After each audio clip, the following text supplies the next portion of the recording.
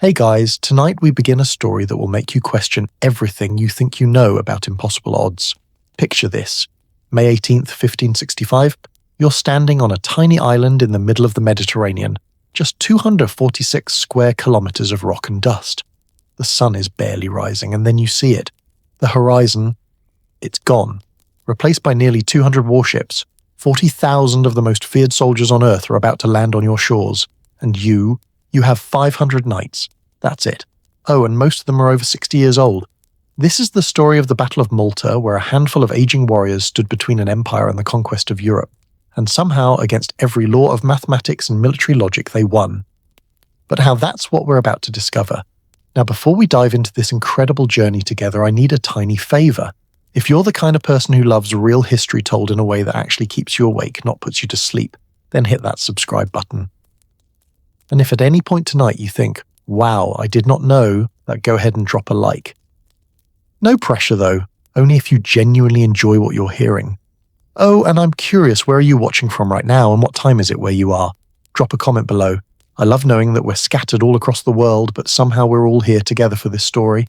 Alright, dim those lights, get comfortable, maybe grab some tea or whatever. Helps you relax, and let's travel back 460 years to an island that was about to change the course of human history. So let's set the scene properly, because if you don't understand what Malta was, you won't understand why this battle mattered so much. Malta isn't one of those places you think about every day, right? I mean, it's tiny. If you put it on a map, you'd probably need a magnifying glass. It's basically a rocky outcrop floating between Sicily and North Africa. In 1565, it had about 20,000 people living on it. Farmers, fishermen, regular folks just trying to get by. Nothing special, you might think. But here's the thing about Malta location. You know how real estate agents always say that, well, in the 16th century, Mediterranean Malta was the most valuable piece of real estate on the planet. Why? Because it sat right in the middle of the world's most important sea. Every ship travelling from the Ottoman Empire in the east to Spain in the west had to pass by Malta. It was like owning a toll booth on the only highway between two superpowers. Whoever controlled Malta controlled the Mediterranean. And whoever controlled the Mediterranean, well, they controlled trade, they controlled naval power, they controlled everything. Now, living on this strategic goldmine were the Knights Hospitaller, also known as the Knights of St. John, or as they came to be called, the Knights of Malta. And these guys had a fascinating story. They started way back during the Crusades as monk warriors who ran hospitals in Jerusalem, hence the name Hospitaller. But over the centuries they'd become something more, part religious order, part military force, part pirate crew, if we're being honest. They took vows of poverty, chastity, and obedience, but they also knew how to swing a sword and command a warship. Here's where it gets interesting. In 1522, the Ottoman Empire led by Sultan Suleiman, who history would later call the Magnificent, kicked these knights out of their previous home on the island of Rhodes. It was a brutal 6-month siege, and the knights barely escaped with their lives. For 8 years, they were essentially homeless, wandering around Europe like a medieval military order without a home base. Pretty depressing, right? Then in 1530, they got the deal of the century.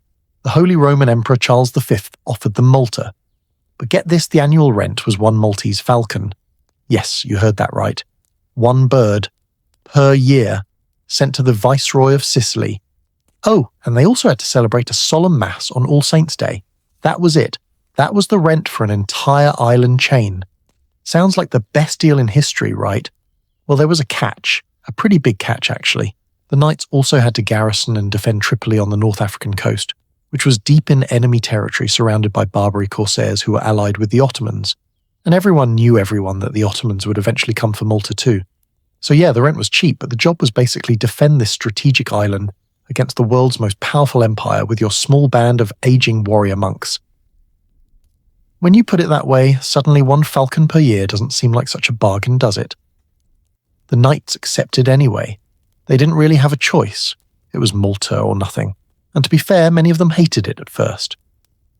Malta was described by one knight as merely a rock of soft sandstone, barren, treeless and waterless. Another called it an arid rock. These guys had come from Rhodes, which was beautiful, lush green, full of orchards. Malta was, well, it was a dusty rock. But it was their dusty rock, and they were going to defend it. For 35 years, the knights turned Malta into a fortress. They built, they planned, they raided Ottoman shipping lanes, captured Muslim vessels, took prisoners, and generally made themselves the most annoying neighbours the Ottoman Empire had ever had.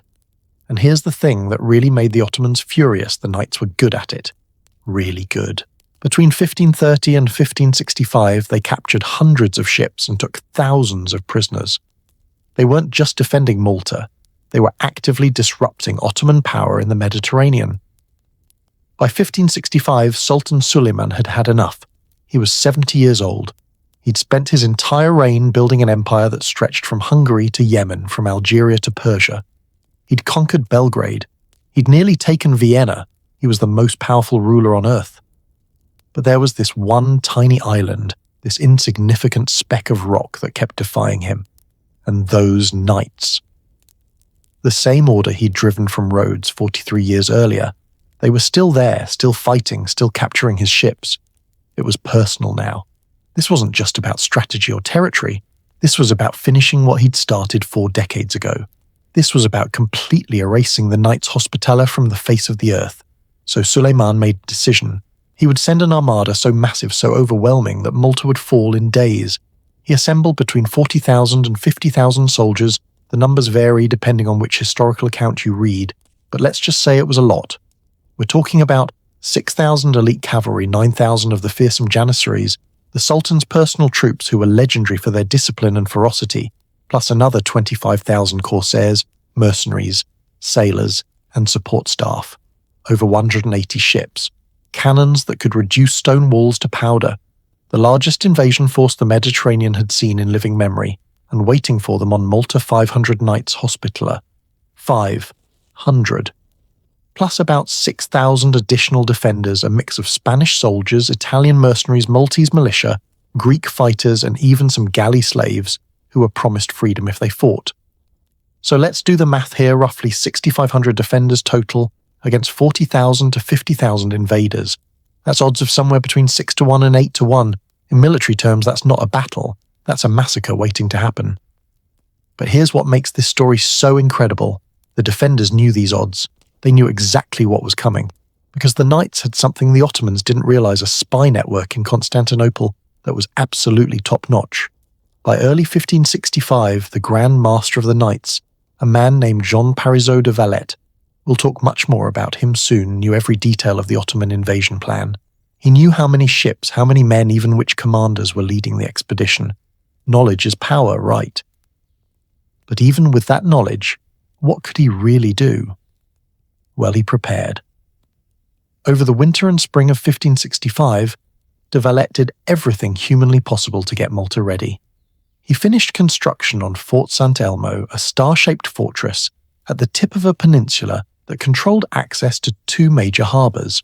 He strengthened Fort St. Michael and Fort St. Angelo. He stockpiled food, water, ammunition, gunpowder, anything they might need during a long siege. He sent riders across Europe begging for reinforcements. He trained the Maltese militia.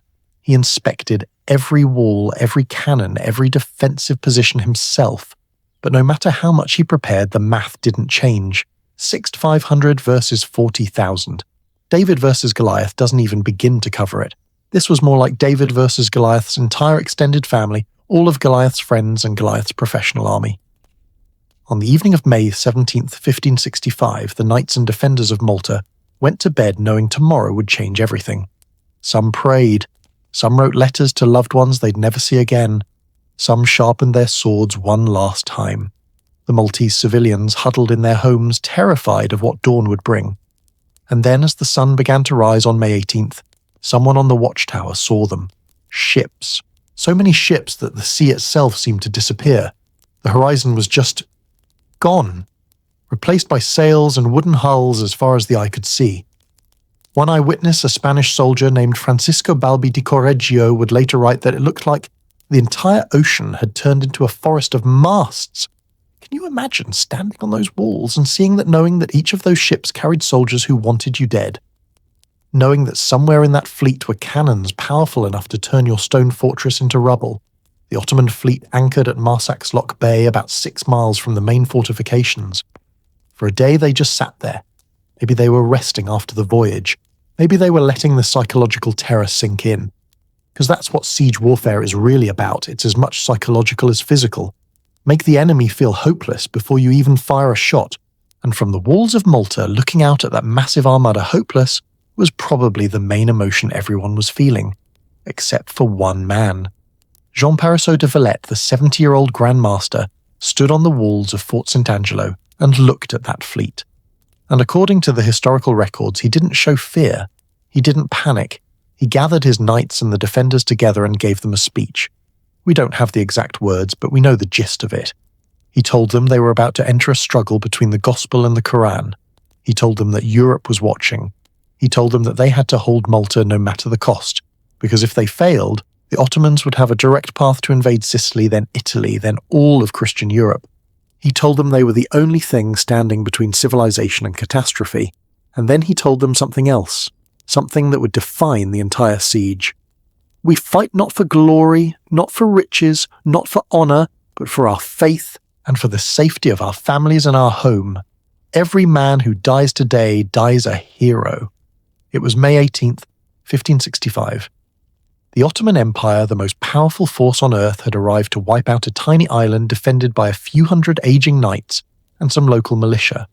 By every reasonable calculation, Malta should have fallen within a week. The history books should record this as a footnote, just another conquest in the Ottoman Empire's unstoppable expansion. But that's not what happened.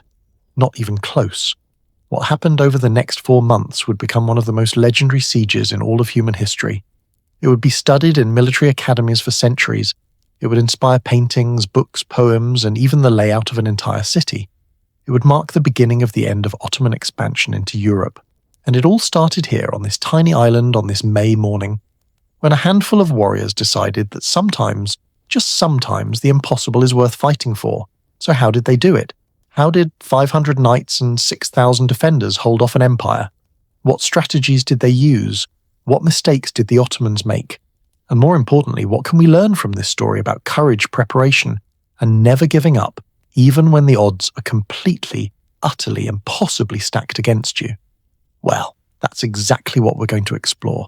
Because the Great Siege of Malta isn't just about war and battles, though there's plenty of that. It's about leadership. It's about psychology. It's about how a 70-year-old man who'd spent time as an Ottoman slave became the most respected military commander of his age. It's about the fortifications that change warfare forever. It's about the mistakes arrogant commanders make.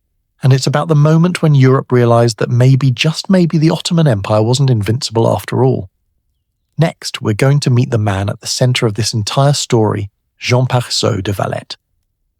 The warrior monk who spoke 5 languages, who'd been imprisoned by his own order, who'd survived slavery, and who at age 70 was about to fight the battle of his life. His story alone is worth the price of admission. Trust me, you won't want to miss it. You know, history loves to give us these sanitized versions of heroes, perfect commanders who never made mistakes, noble leaders who were loved by everyone. But the real Jean Parisot de Valette, he was so much more interesting than that. This was a man who'd been thrown in prison by his own order, a man who spoke the language of his enemies better than most of his allies, a man who at 70 years old was about to prove that age is just a number when you've got strategy, stubbornness, and an absolutely unbreakable will to survive. Let's rewind to 1495 or maybe 1498, because even historians can't agree on exactly when this guy was born. What we do know is that Jean Parisot de Valette came from the Valette family in Quercy, southwestern France. This wasn't just any family, they were nobility, the kind of people who'd been knights and crusaders for generations. His grandfather Bernard de Valette was a knight and the king's orderly. His father Guillaume was a Chevalier de France. So military service wasn't just in his blood, it was basically the family business. At 20 years old, around 1515, young John joined the Knights Hospitaller. And here's the thing that blows my mind: from the moment he joined, he never went back to France. Never. Not once. Think about that. He left his family estates, his inheritance, his entire life behind, and he never looked back. That's the kind of commitment we're talking about. This wasn't a summer internship or a phase, this was his entire identity. Now you might be wondering, what made him so special? Well, let's talk about languages for a second. In the 16th century, most nobles spoke maybe 2 languages, their native tongue and Latin if they were educated. De Valette. The man spoke French, Italian, Spanish, Greek, Arabic, and Turkish fluently. One contemporary described him as being able to switch between languages as easily as changing clothes. And this wasn't just party trick stuff. He could negotiate with Ottoman prisoners in their own language. He could read intercepted Turkish messages. He could speak to Greek mercenaries, Spanish soldiers, Italian engineers, all without a translator. In an age where communication could mean the difference between life and death, this was a superpower. But here's where his story gets really interesting. In 1541, de Valette was serving as a knight on a galley during a naval battle near Tripoli. And things went badly. Really badly. His galley was captured by the Ottoman fleet, and de Valette became something that must have felt worse than death for a noble knight as slave. For an entire year he was chained to an oar in an Ottoman galley rowing under the burning Mediterranean sun. Can you imagine this nobleman, this warrior who'd taken vows to fight the Ottomans, now forced to power their ships? The humiliation must have been crushing. But here's what that experience did. It gave him something priceless. He learned how the Ottomans thought. He saw their discipline, their tactics, their strengths and weaknesses from the inside. And because he spoke Turkish, he heard their conversations, their plans, their fears. When he was finally freed in a prisoner exchange, he didn't come back as a broken man. He came back as someone who understood his enemy better than almost anyone alive. That year as a slave became his secret weapon. Let me tell you about one incident that shows you exactly what kind of man de Valette was. In 1554, there was a Maltese physician named Matteo Callas, a member of the Mdina Universitar, basically the local council. De Valette, who was already gaining power within the order, made some controversial decisions to restrict the university's authority and control its finances. Callas thought this was wrong, so he did what any concerned citizen might do. He wrote a letter to the King of Spain complaining about it. Except de Valette had spies everywhere. They intercepted the letter before it ever reached Spain, and de Valette's response, he had Callas executed for treason. Now, was this harsh? Absolutely. Was it cruel by modern standards? Definitely. But it also tells you something crucial about the man. He did not tolerate dissent, especially when he believed the security of Malta was at stake. He wasn't trying to win a popularity contest. He was trying to survive. And he knew that in wartime, divided leadership gets everyone killed. The Maltese people had mixed feelings about him, to put it mildly. Many saw him as arrogant, even brutal. He was not a warm, fuzzy leader who gave inspirational speeches about feelings. He was cold, calculating, and absolutely ruthless when he believed it was necessary. One knight wrote that de Valette kept his word but showed mercy to no one who crossed him. That's not exactly a glowing character reference, is it? But here's the fascinating contradiction. Despite his reputation for being harsh, or maybe because of it, the knights loved him. Why? Because they knew he was competent. In an age where noble birth often mattered more than ability, where commanders got their positions through connections rather than merit, de Valette had climbed the ranks through sheer skill. He'd been auditor, then governor of Tripoli, then grand preceptor, then general of the galleys, then bailli of Lango, and grand commander, then prior of St. Gilles. Each promotion was earned in battle, in negotiations, in the 1,000 small decisions that keep a military order functioning. In 1557, when Grand Master Claude de la Sangle died, the knights didn't debate. They didn't form committees or take weeks to decide. They unanimously elected de Valette as the 49th Grand Master of the Order. Unanimous. Think about that. Getting a room full of knights from different countries, different backgrounds, different political loyalties to agree on anything is nearly impossible. But they all agreed on de Valette. Why? Because by 1557 everyone knew war was coming. And when war comes, you don't want the nicest guy in charge. You want the guy who will do whatever it takes to win. And de Valette knew exactly what was at stake. Remember, he'd been at the Siege of Rhodes in 1522, when the Ottoman Empire had driven the knights from their previous home. He was probably in his 20s then, just a young knight watching, as Sultan Suleiman's forces slowly strangled the life out of their fortress. That siege had lasted 6 months. 6 months of bombardment, starvation, disease, and watching friends die every single day. Rhodes had eventually fallen, and the knights had been allowed to leave with their lives, but barely. That memory haunted de Valette for 43 years. Now here's something that gives me chills. By 1565, de Valette was roughly the same age as Sultan Suleiman himself, both around 70 years old. 2 old men, both veterans of Rhodes, both with long memories and longer grudges, about to face off one final time. Except one commanded the most powerful empire on earth, and the other commanded a tiny island with a few hundred warriors. If this were a movie, you'd say it was too perfectly dramatic to be believable. So what did de Valette do with the 8 years he had as Grand Master before the invasion? He prepared. Obsessively. In 1560, he'd allied with the Habsburg Empire to try to recapture Tripoli from the Ottomans. That expedition was a disaster. They were defeated at the Battle of Djerba, and the Christian fleet was decimated. But even in defeat, de Valette learned. He saw what happened when commanders didn't coordinate, when egos got in the way of strategy, when preparation was inadequate. And he swore he wouldn't make those mistakes when the Ottomans came to Malta. He built up the Knights' navy, adding more galleys, better cannons, faster ships. He established that spy network in Constantinople that I mentioned earlier, and it was remarkably effective. By early 1565, his spies were sending detailed reports about the Ottoman invasion plans. Ship counts, troop numbers, commander names, supply routes. It was 16th century intelligence gathering at its finest. Some historians have speculated that de Valette spent a fortune bribing Ottoman officials for information. Was it true? We don't know for certain, but given his personality, I wouldn't bet against it. He also did something brilliant. He started writing to every Christian power in Europe, begging for help. Letters to the Pope, to the King of Spain, to the Holy Roman Emperor, to Venice, to Genoa, to anyone who might send soldiers or money or supplies.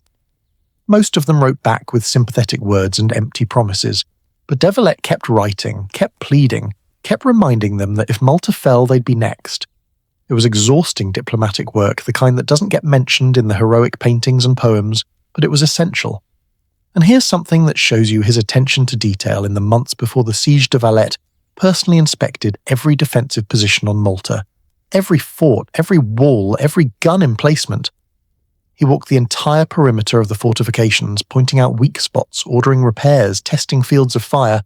At 70 years old, he was climbing stairs, walking miles in the Mediterranean heat, getting his hands dirty with the actual work of preparation. His subordinates probably thought he was crazy.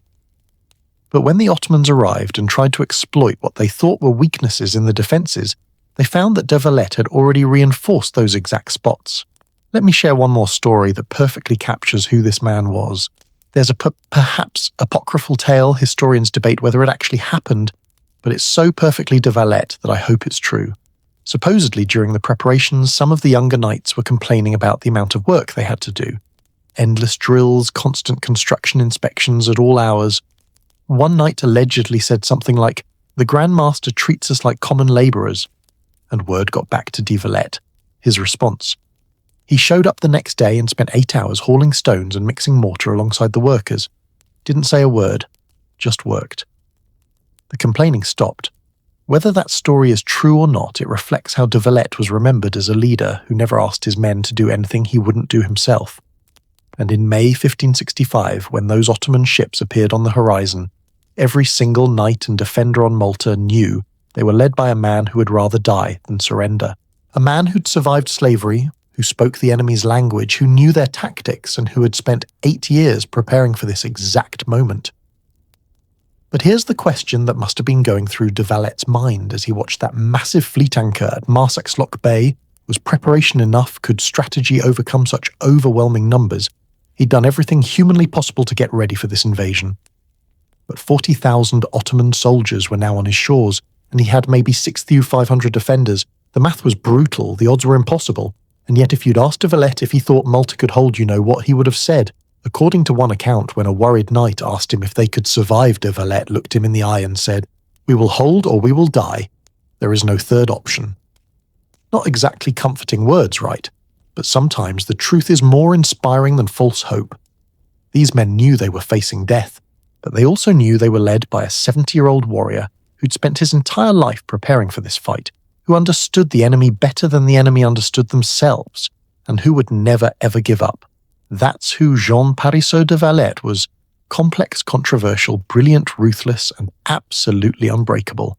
Not a saint, not perfect hero, but exactly the leader Malta needed for what was about to come. Because when 40,000 soldiers land on your shores, you don't need someone who's going to make everyone feel good about themselves. You need someone who's going to win, or die trying. And speaking of that invasion force, we need to talk about the other side of this story. Because Sultan Suleiman wasn't just sending any army to Malta. He was sending his absolute best, led by commanders who'd conquered half the known world. But here's the thing about overwhelming force: it can make you arrogant. It can make you sloppy. And the Ottoman commanders were about to make decisions that would haunt them for the rest of their lives. That's what we're diving into next: the Empire's plan, their mistakes, and why sometimes having too much power is its own kind of weakness. Here's something fascinating about revenge. It doesn't care how old you are.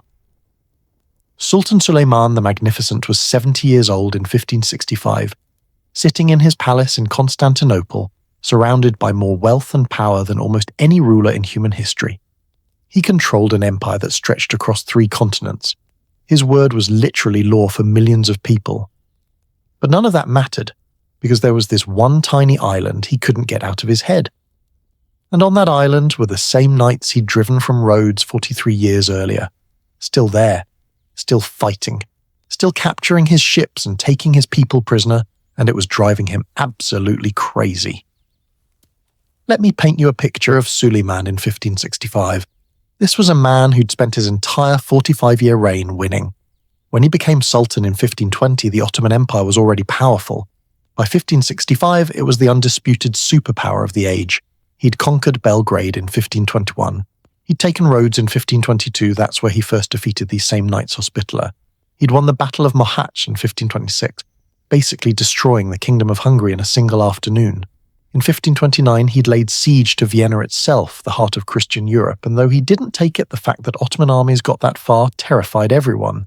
He'd conquered Baghdad, captured Aden, controlled the Red Sea, and brought North Africa under Ottoman control.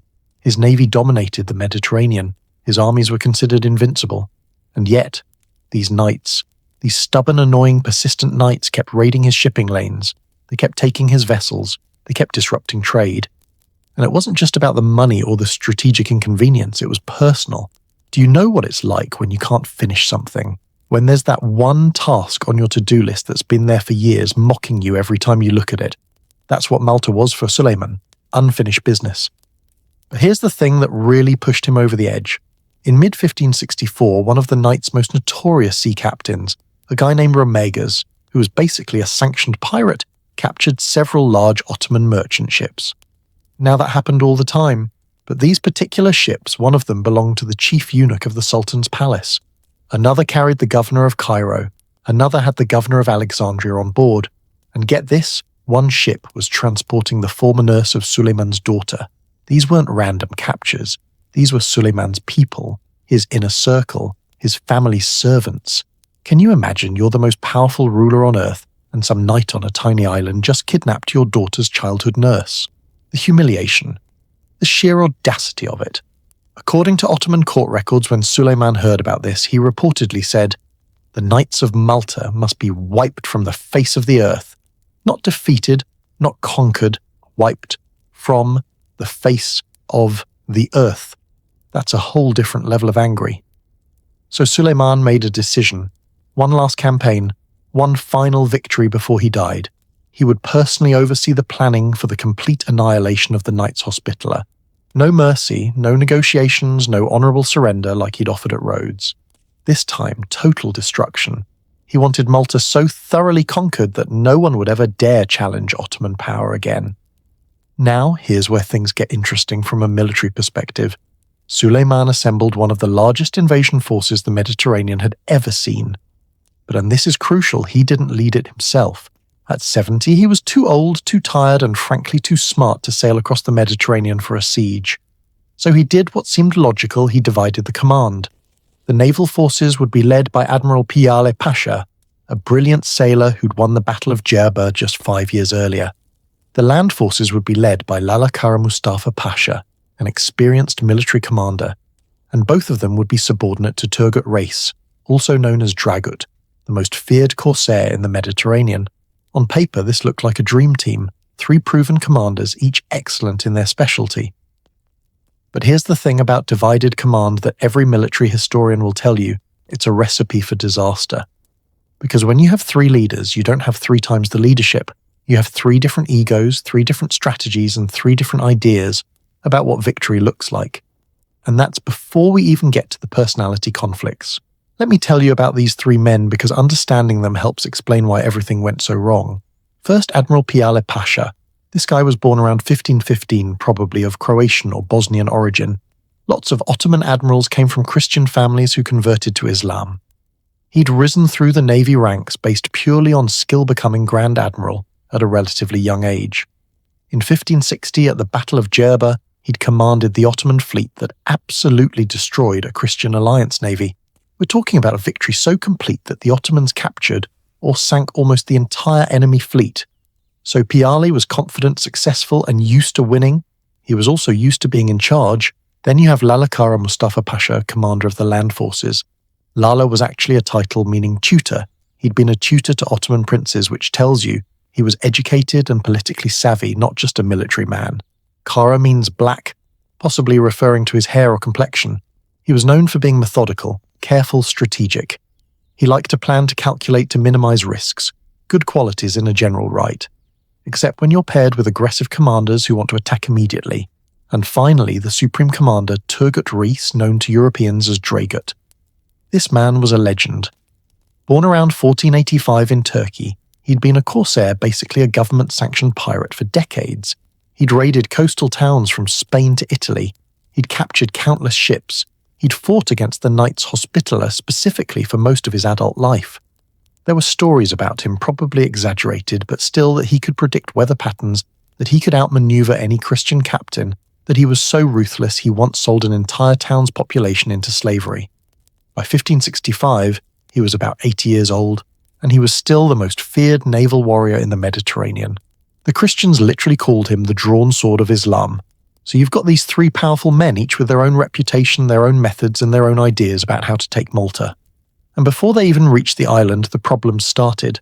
The fleet assembled at Constantinople in early 1565, and it was massive. The numbers vary depending on which source you read, but most historians agree on somewhere between 180 and 200 warships.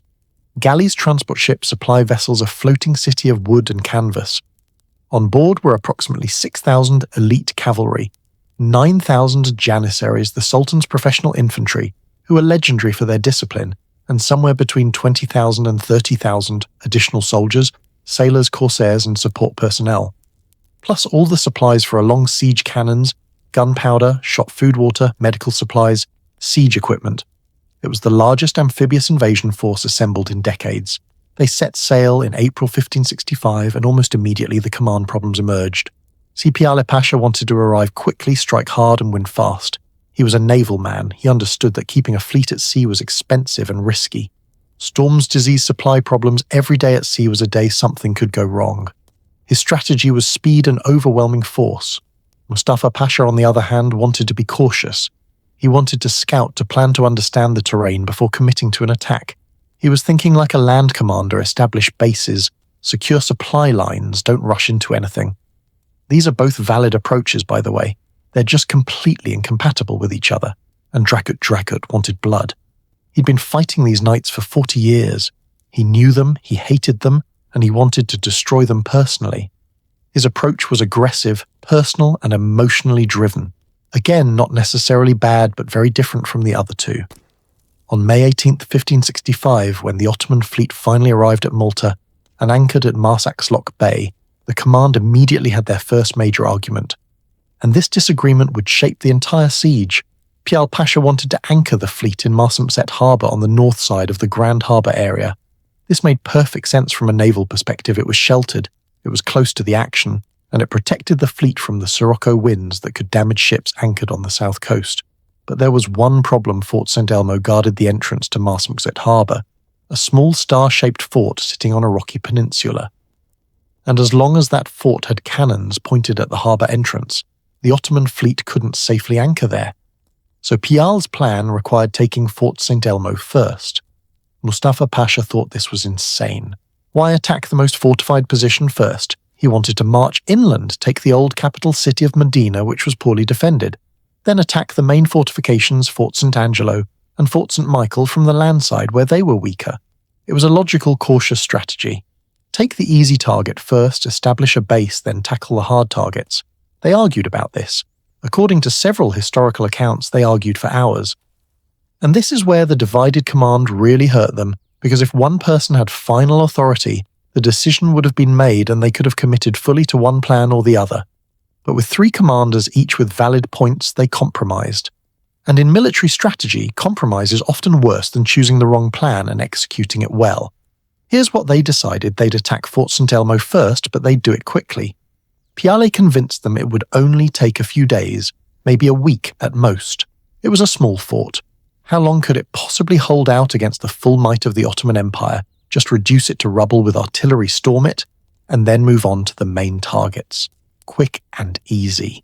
This decision, this single decision right here, was probably the biggest mistake of the entire siege, and we'll see why in gruesome detail shortly.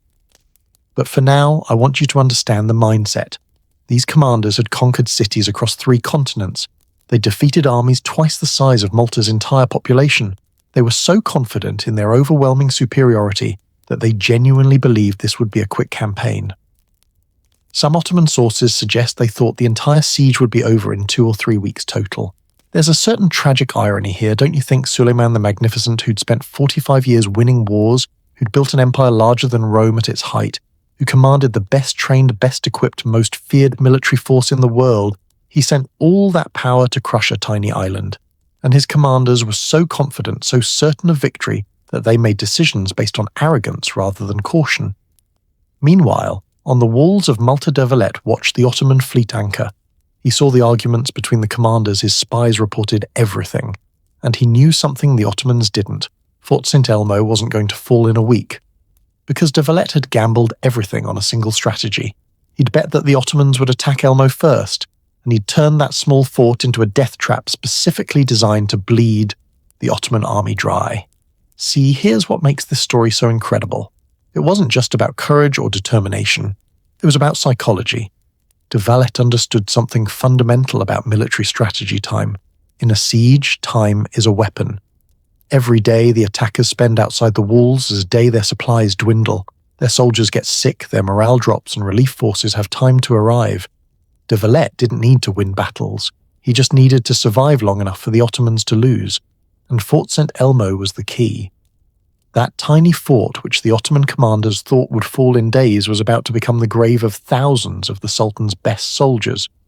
Because while the Ottomans had numbers and confidence, de Valette had something more valuable. He'd done his homework. He knew every inch of that fort. He knew exactly how long it could hold. And he knew that every day the Ottomans wasted on Elmo was a day closer to salvation. But nobody on the Ottoman side knew this yet. On May 18th, as the soldiers began to disembark onto Maltese soil, as the commanders finalized their plans, as the artillery crews prepared their cannons, everyone in the Ottoman camp believed this would be easy. A tiny fort defended by a handful of knights against the full might of an empire, it would be over by June, and they'd be sailing home victorious, probably with de Valette's head on a pike. Confidence is a funny thing, though. It can carry you through impossible situations, but it can also blind you to the reality of what you're facing. And the Ottoman commanders were about to learn a very expensive lesson about underestimating a 70-year-old warrior who'd spent 8 years preparing for this exact moment. Because Fort St. Elmo wasn't just a fort, it was a statement, it was a message, and that message was going to be written in blood. So what happened when the Ottoman army turned its full attention to that small, star-shaped fortress? What was it like to be inside those walls knowing that tens of thousands of soldiers were about to unleash hell itself on your position? And how did a fort that was supposed to fall in a week become the most stubborn, most costly, most psychologically devastating obstacle the Ottoman Empire had faced in decades? That's where our story goes next, into the hell of Fort St. Elmo, where the real battle for Malta's soul was about to begin. There's this moment in every great disaster where everything could still be avoided, where if just one person made a different choice, the whole tragedy could be prevented. For Malta in the spring of 1565, that moment lasted about 6 months, from the time de Valette's spies confirmed the invasion was coming until May 18th. When those ships appeared on the horizon, there was this strange period of frantic preparation mixed with almost surreal normalcy. Farmers still planted their crops, fishermen still went out to sea, children still played in the streets, but underneath it all everyone knew the storm was coming. Let me take you back to January 1565. Picture Malta in winter. It's actually quite beautiful. Cool breezes, occasional rain that turns the dusty landscape briefly green, the Mediterranean a deep blue grey. And in the fortresses and watchtower, de Valette is reading dispatch after dispatch from Constantinople. His spy network, which he'd spent years and a fortune building, is sending increasingly urgent messages. The invasion fleet is being assembled, ship captains are being recruited, janissaries are being called up from garrisons across the empire, cannons are being cast in foundries, The Sultan himself is personally overseeing preparations. De Valette doesn't panic. He's 70 years old, remember? He's seen things. But he does something that shows you exactly how his mind works. He starts doing math. How long will it take the Ottoman fleet to sail from Constantinople to Malta? What time of year will they arrive? How much food do we need to feed 6,500 defenders for 4 months?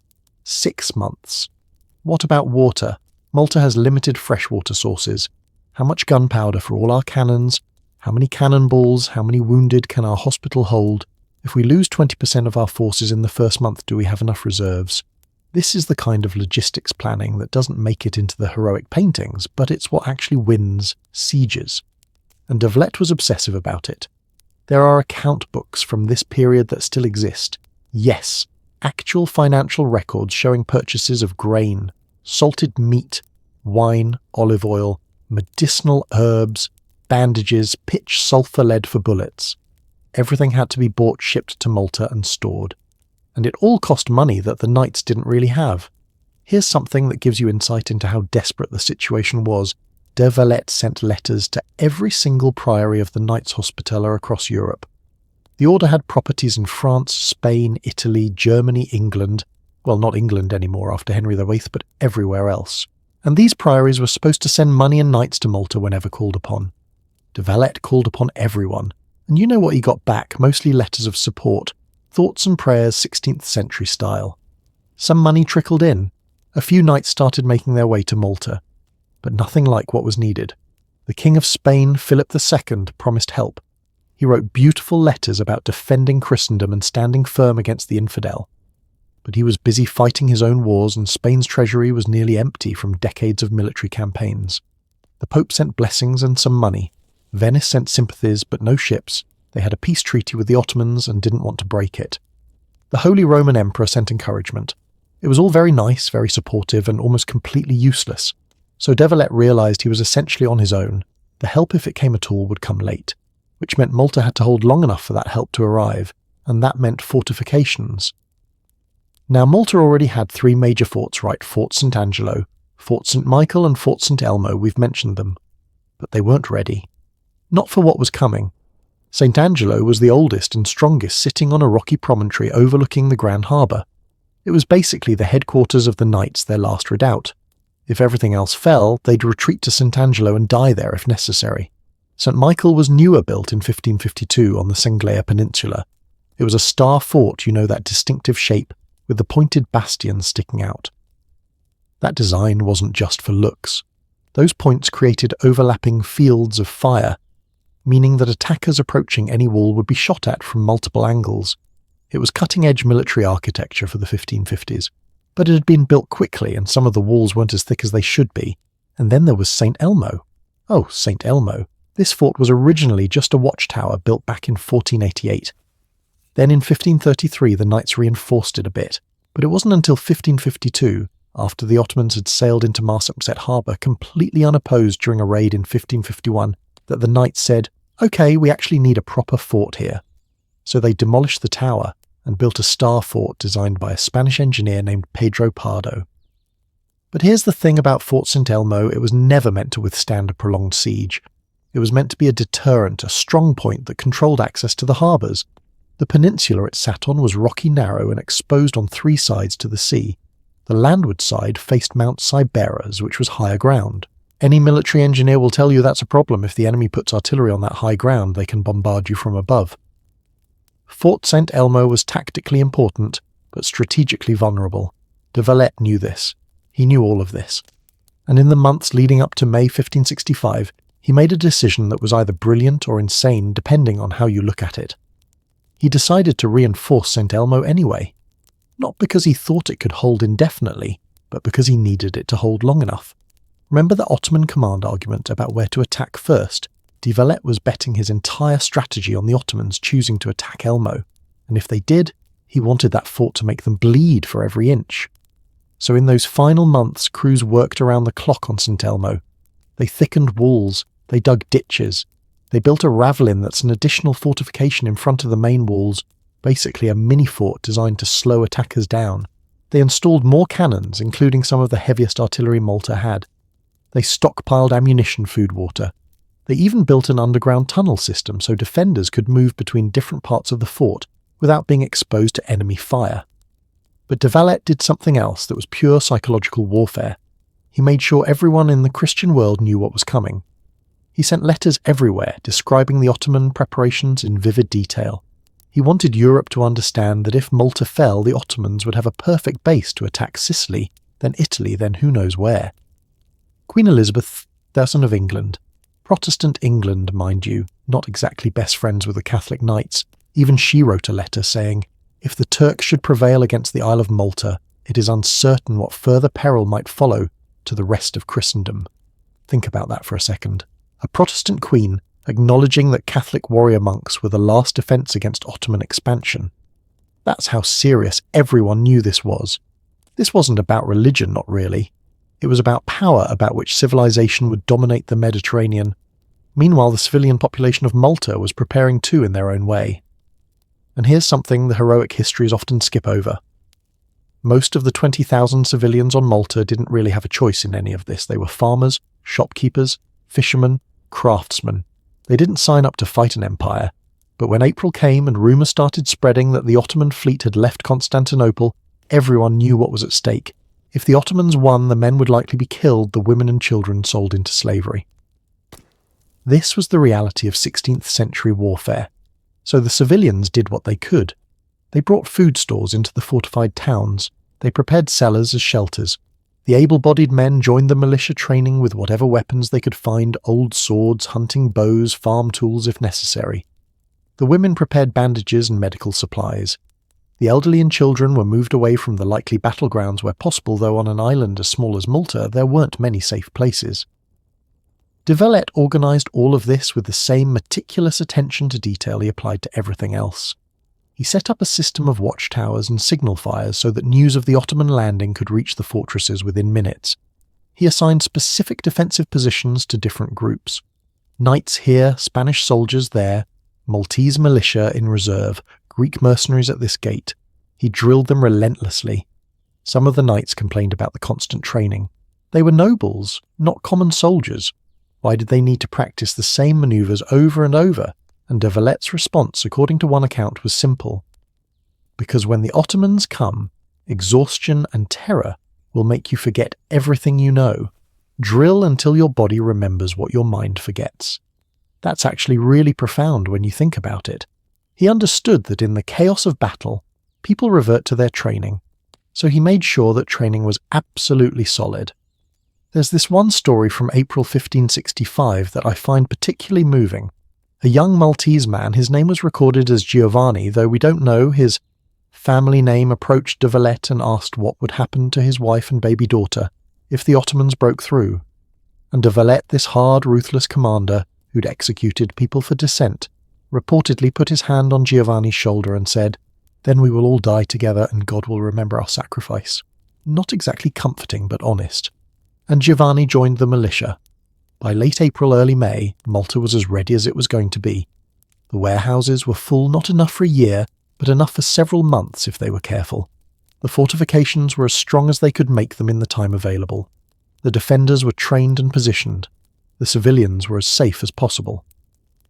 The spy network sent its final message: the Ottoman fleet had left Constantinople and was sailing west. Estimated arrival mid-May. And then came the waiting. Have you ever waited for something you know is going to be terrible?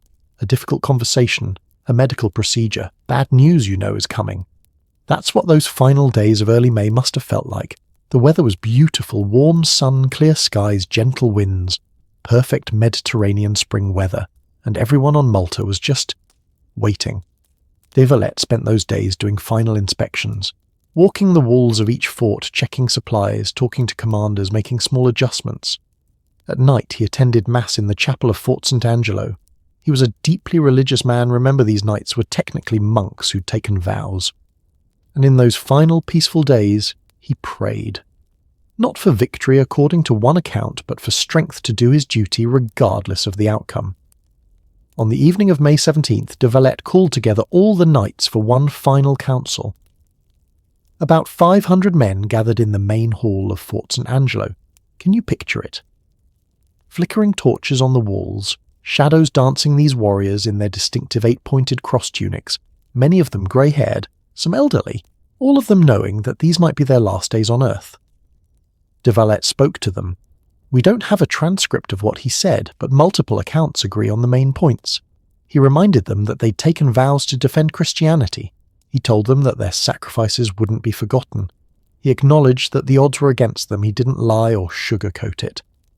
But he also reminded them that they were Knights Hospitaller, an order that had existed for over 450 years, that had fought in every major battle from Jerusalem to Rhodes, and that they would not end here, not without a fight that would echo through the ages. Then he did something that gives me chills. He had every knight come forward and take communion together, all 500 of them in that hall sharing the Eucharist as a final act of brotherhood before battle. And after the ceremony, according to one witness, De Valette said, "This bread we share tonight may be the last meal we take in peace. Tomorrow we feed on courage." That night most people in Malta didn't sleep much. Soldiers checked their weapons one last time. Civilians huddled with their families. Priests heard confessions until dawn. And on the wall, sentries watched the dark horizon, waiting for the moment when their world would change forever. Dawn came on May 18th with that particular quality of light you only get in the Mediterranean soft, golden, beautiful. For a few hours it seemed like maybe the reports were wrong. Maybe the fleet had turned back. Maybe there was more time. And then around mid-morning a sentry on the southern watchtower saw them. Ships, dozens of them. Then hundreds. The sea itself seemed to be moving toward Malta. These signal fires were lit. Church bells began to toll across the island, not the usual calls to prayer, but the emergency alarm that everyone recognized. Within minutes, the entire population of Malta knew they were here. The Ottoman fleet had arrived, and everything they'd prepared for everything they'd feared was about to begin.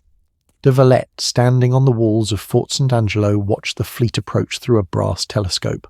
He didn't move, didn't show emotion, just observed. Counting ships, noting their positions, watching where they anchored. And as that massive armada settled into Marsak's Lock Bay, as the Ottoman soldiers began to disembark onto Maltese soil, as the reality of what was coming truly sank in, De Valette did one thing that his officers remembered for the rest of their lives. He smiled. Not a happy smile, but the smile of a chess player who sees his opponent making exactly the move he wanted them to make.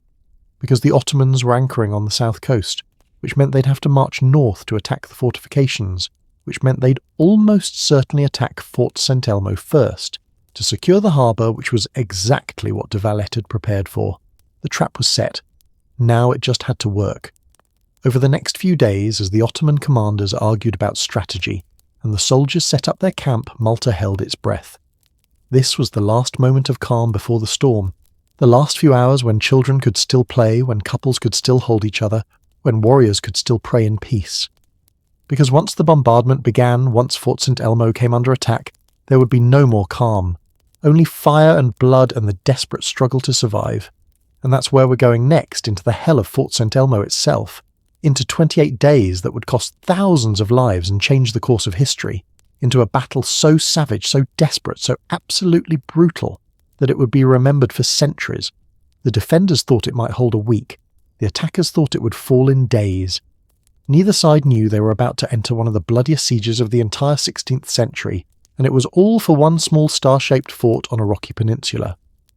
Let's see what happened when Ottoman artillery finally opened fire and the Great Siege of Malta truly began. The first cannonball hit Fort St. Elmo on May 24, 1565, at approximately 7 in the morning. One of the defenders later wrote that the sound was like God himself tearing the sky in half. If you've never heard a 16th century cannon fire, it's hard to describe. It's not just loud, it's a physical force that hits your chest, rattles your teeth, makes your ears ring for hours afterward. And that was just one cannon. The Ottomans had brought 24 of them to Mount Siberas, all aimed at one small fort, plus one absolutely massive piece of artillery that contemporaries called the Basilisk, a cannon so large it required 100 men just to move it into position. Imagine waking up to that. You're a defender in Fort St. Elmo, you've had maybe 3 hours of sleep because you've been reinforcing walls all night, and suddenly the world explodes. Stone dust fills the air, pieces of masonry fly in every direction. Someone near you is screaming, maybe they're hit, maybe they're just terrified, and this isn't a one-time thing. The bombardment continues. hour after hour after hour. By the end of that first day, the Ottomans had fired over 1,000 cannonballs at Fort St. Elmo. Here's what that kind of sustained bombardment does to a fortress. First, it creates dust, so much dust that you can barely see 10 feet in front of you. Your eyes burn, your throat feels like sandpaper, every breath tastes like powdered rock. Second, it creates what military engineers call progressive destruction. Each cannonball hits a wall, weakening it slightly. The next one weakens it more. Eventually, sections just collapse. Third, and this is the part that really breaks people, it's the psychological impact. That constant thunder, that knowledge that any second a cannonball could hit exactly where you're standing, that you can't escape, you can't hide, you can only endure. The initial garrison of Fort St. Elmo was about 150 knights and 600 soldiers, mostly Spanish plus 60 armed galley slaves who'd been promised their freedom if they fought, so roughly 810 defenders total.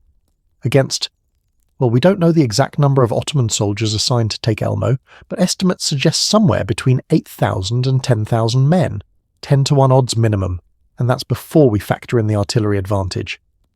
But here's where de Valet's preparation showed its genius. Remember all that work they'd done on St. Elmo in the months before? They hadn't just strengthened walls, they'd built a ravelin, that outer fortification I mentioned, specifically to absorb artillery fire. They'd created multiple defensive lines, so even if the Ottomans breached the outer walls, they'd face another wall and another. They'd stockpiled ammunition right where it was needed, and most cleverly they'd built a covered way down to the waterfront protected from direct fire, so that every night small boats could cross from Fort St. Angelo with reinforcement supplies and fresh water. The Ottoman plan was simple: bombard the fort until the walls collapsed, then storm it with overwhelming numbers. It should have worked. That's exactly how sieges were won in the 16th century. Superior firepower plus superior numbers equals victory. Basic military math. Except Fort St. Elmo refused to do basic math. On May 24th, after that first day of bombardment, the Ottoman commanders expected to see the defenders panicking, maybe trying to surrender. Instead, the defenders repaired the damaged walls overnight. They hauled stones, mixed mortar, rebuilt sections that had collapsed. By dawn on May 25th, it looked like the bombardment had barely touched the fort. So the Ottomans increased the bombardment, more cannons firing more often, targeting the same spots over and over to prevent repairs. And the defenders just kept repairing. Every night they'd work by torchlight, rebuilding what the Ottomans had destroyed during the day.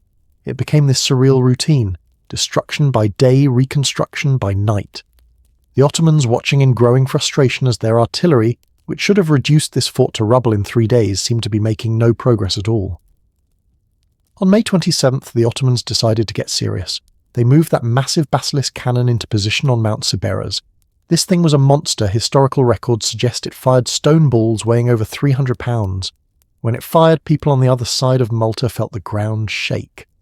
The first shot from the basilisk hit one of St. Elmo's main bastions and punched straight through 6 feet of stone wall. The defenders on that section were either killed instantly by flying debris or buried under the collapse. Now, any reasonable person would look at that and think, okay, we're done here. That wall just got obliterated by a single shot. We cannot defend against this.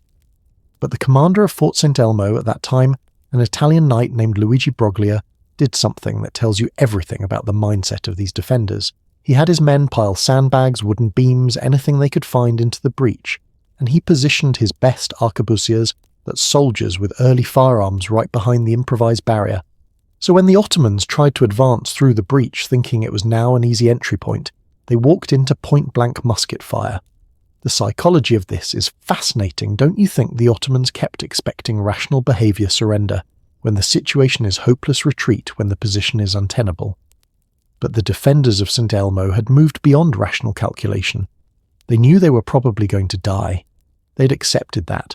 So every hour they held was a victory, every Ottoman soldier they killed was a success, and the idea of surrendering simply wasn't part of their thinking anymore. By early June, the bombardment had been going on for about a week. The fort was taking tremendous damage. Sections of wall that had been reduced to rubble were being defended as rubble, the defenders literally fighting from behind piles of broken stone. The death toll among the garrison was mounting. Every day brought casualties from the artillery, from Ottoman sharpshooters, from disease and exhaustion. And here's where something remarkable happened. On June 3rd, under cover of darkness, a unit of elite janissaries managed to capture the Ravelin, that outer fortification. This was a significant achievement. The Ravelin had been giving the Ottoman attackers fits, because any force approaching the main fort had to pass by it and take fire from multiple angles. Now, the Ottomans held it. They were right at the walls of the main fort, close enough to throw grenades close enough for hand-to-hand fighting. The knights and defenders in St. Elmo knew what this meant.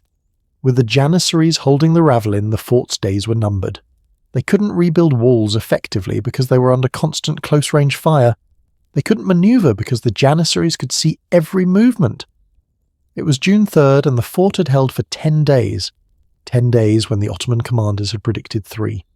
That night the remaining knights in Fort St. Elmo held a council. There were maybe 100 knights left by this point, the rest were wounded or dead. And these men made a decision that when you read about it in the historical records is both heartbreaking and enraging. They wrote a message to Grandmaster de Valette asking for permission to abandon the fort. Not surrender, abandon.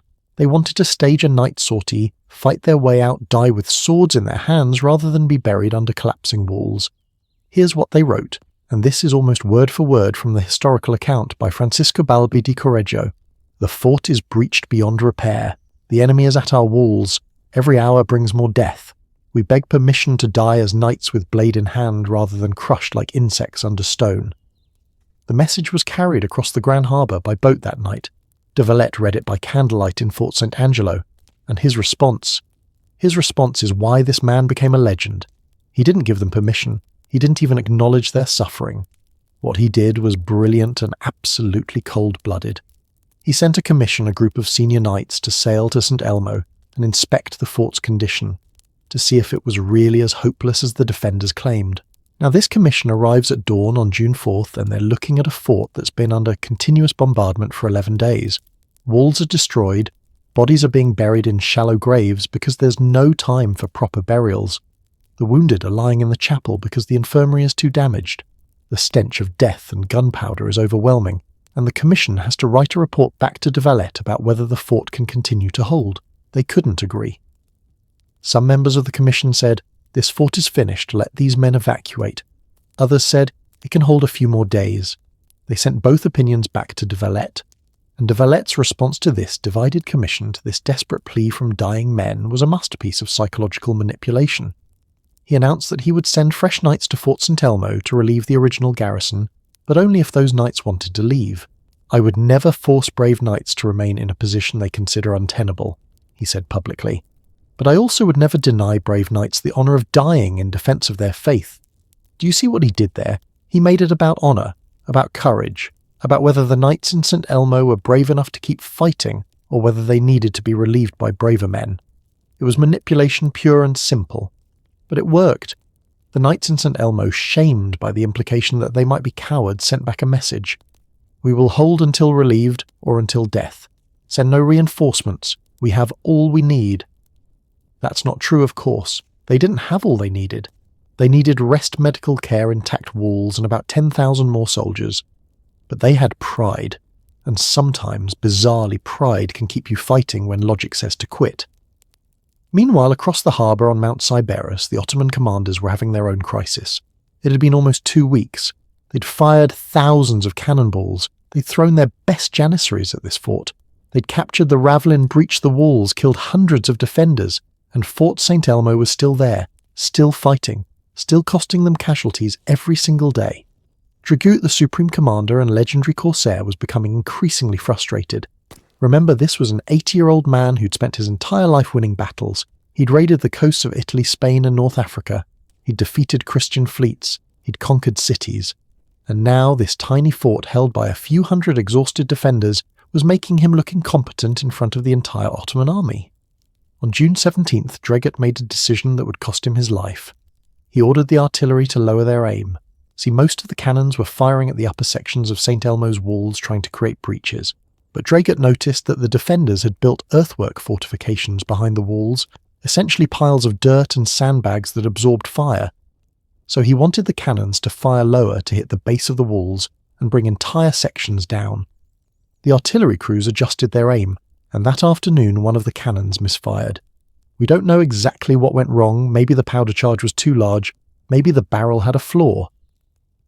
But instead of firing outward at St. Elmo, the cannon exploded. Pieces of the barrel flew in every direction. One large piece hit the top of an Ottoman fortification they'd built on Mount Sybaris, and that fortification partially collapsed. Dragut was standing near that fortification. When it collapsed, debris rained down on him. A chunk of stone, some accounts say it was part of the fortification. Others say it was a piece of the exploded cannon hit him in the head. He collapsed immediately.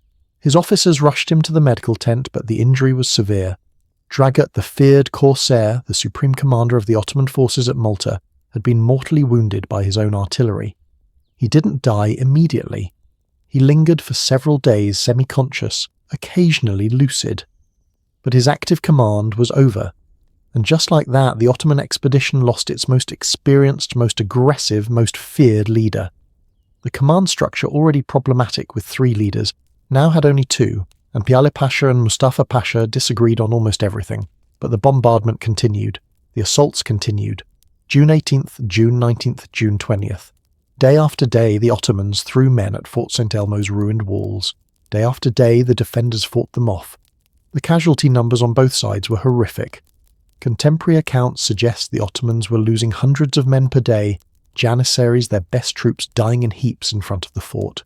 The defenders were dying too, but slower, more gradually. By June 22nd, Fort St. Elmo had been under siege for 29 days. 29 days when the Ottoman commanders had predicted 3 to 5. The fort was no longer recognisable. What had been a star-shaped fortress was now basically a pile of rubble that people happened to be defending, but they were still defending it. On June 23rd, the Ottomans launched their final massive assault. They decided enough was enough. No more artillery preparation, no more carefully planned attacks. Just throw everything at the fort and overwhelm it by sheer numbers. Thousands of soldiers advanced simultaneously from multiple directions, wave after wave climbing over bodies, over rubble, fighting hand-to-hand in the ruins, and Fort St. Elmo finally fell. After 28 days of bombardment, after countless assaults, after thousands of Ottoman casualties, the defenders were simply overwhelmed. There were too few left to hold every breach, too few left to reload weapons, too few left to fight. The Ottomans poured into the fort like a flood. What happened next was brutal. The Ottoman soldiers, furious at how long this tiny fort had held them up, massacred almost everyone they found. Of the roughly 500 defenders who'd been in Fort St. Elmo at various points during the siege, only 9 survived, and they survived by jumping into the harbour and swimming across to Fort St. Angelo, 9 out of around 500. Every single knight who'd been in the fort was dead, some killed in the final assault, some executed afterward. The Ottoman casualties. Historical sources vary wildly, but most agree on somewhere between 6,000 and 8,000 dead. For one small fort. The Janissaries, the elite troops who were supposed to be the spearhead of the entire campaign, had lost nearly half their number. The Ottoman army had spent a month on a fort that was supposed to take 3 days, and in the process had bled themselves white. As the sun set on June 23rd, the Ottoman crescent flag flew over Fort St. Elmo. Technically, this was a victory. They'd taken the fort, they controlled the peninsula, they could now safely anchor their fleet in Marsamxet harbour. But it was the most expensive victory in recent Ottoman military history. And as Mustafa Pasha surveyed the ruined fort, the piles of dead Ottoman soldiers, the exhausted, demoralised survivors, he reportedly said words that would prove prophetic. If so small a son has cost us so dearly, what price shall we pay for the father? He meant Fort St. Angelo, the main stronghold larger and better defended than St. Elmo. If this tiny fort had taken a month and cost 6,000 or 8,000 lives, how long would St. Angelo take? How many more would die? And did they even have enough men left to take it? Those are the questions the Ottoman commanders were asking themselves as they occupied the ruins of Fort St. Elmo. Questions about whether this entire expedition had been a terrible mistake. Questions about whether pride and overconfidence had led them into a trap. Questions about whether the 70-year-old Grand Master on the other side of the harbour had just outmanoeuvred the greatest empire on earth. And we're about to find out what happened when that same Ottoman army, now depleted, demoralised and desperate, turned their attention to the real targets, the fortresses and towns where the bulk of Malta's defenders waited. Because if Fort St. Elmo was hell, what was coming next would make that look like a warm-up. Sometimes the smallest moments in history carry the heaviest consequences. On June 23rd, 1565, as Ottoman soldiers finally planted their flag on the ruins, Of Fort St. Elmo, Turgut Reis Dragut, the 80-year-old corsair who terrorized the Mediterranean for half a century, lay dying in a tent several hundred yards away. He'd been unconscious for most of the 6 days since the debris hit his head, but according to multiple accounts in his final hours, he regained consciousness briefly. One of his officers told him they'd taken Fort St. Elmo, and Dragut's response, whispered with his last breaths, was simply, "Then Malta is lost. Not, we've won. Not, praise Allah, but Malta is lost." He understood, even dying, that the price they'd paid for one small fort meant they couldn't possibly take the rest of the island. And then he died. Think about that for a moment. The supreme commander of your invasion force, your most experienced military mind, uses his last words to tell you the campaign is doomed. That's not exactly a morale booster, is it? But Dragut was right. And here's the thing that makes this story so fascinating. From a military psychology perspective, the Ottoman army didn't realize it yet. They thought they'd won. They'd captured the fort, they'd raised their flag, they'd killed the defenders. Victory right. Except Mustafa Pasha, now the senior Ottoman commander after Dragut's death, made a decision that revealed just how psychologically broken his army already was. On the morning of June 24th, he ordered his soldiers to mutilate the bodies of the dead knights. They decapitated the corpses, tied them to wooden crosses, and floated them across Grand Harbour toward Fort St. Angelo. It was meant to be psychological warfare to terrify the remaining defenders, to break their morale, to make them understand that this was what awaited them. But it backfired spectacularly. You know why? Because Grandmaster de Valet's response was so ruthless, so calculated, that it turned the whole thing around.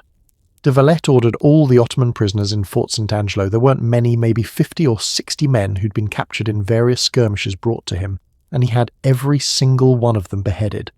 Then he loaded their heads into cannons and fired them back at the Ottoman lines.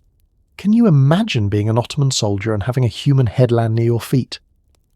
That's not psychological warfare. That's a message written in blood. You want to play this game, we'll play it better than you. And that exchange, the floating crosses and the cannonball heads, it tells you everything about where the siege was heading. Both sides had moved beyond conventional warfare into something darker, more personal, more desperate. This wasn't about strategy anymore. This was about which side would break first.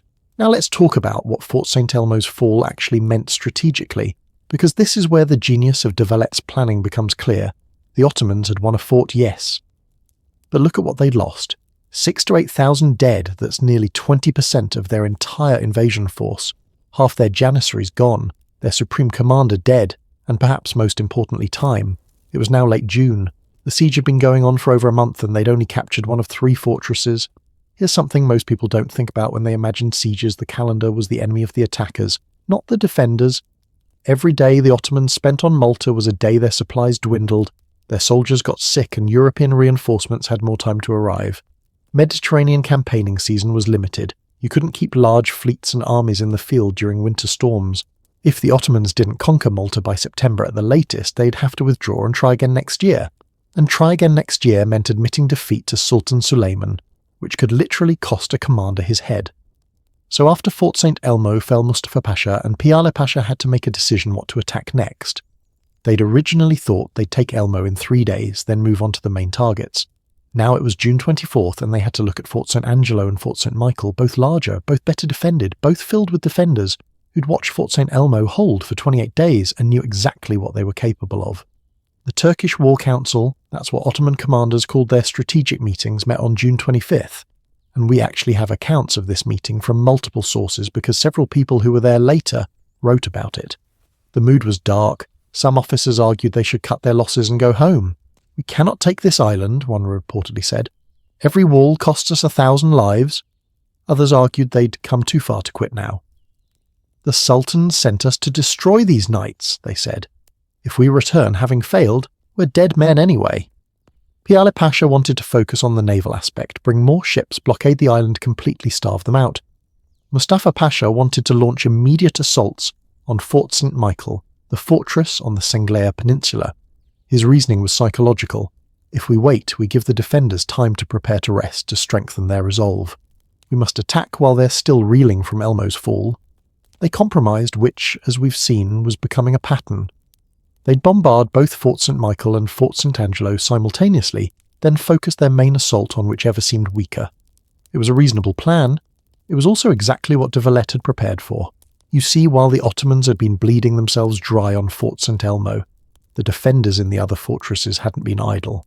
They'd watched every mistake the Ottomans made, every tactic they used, every weakness in their approach, and they'd learned.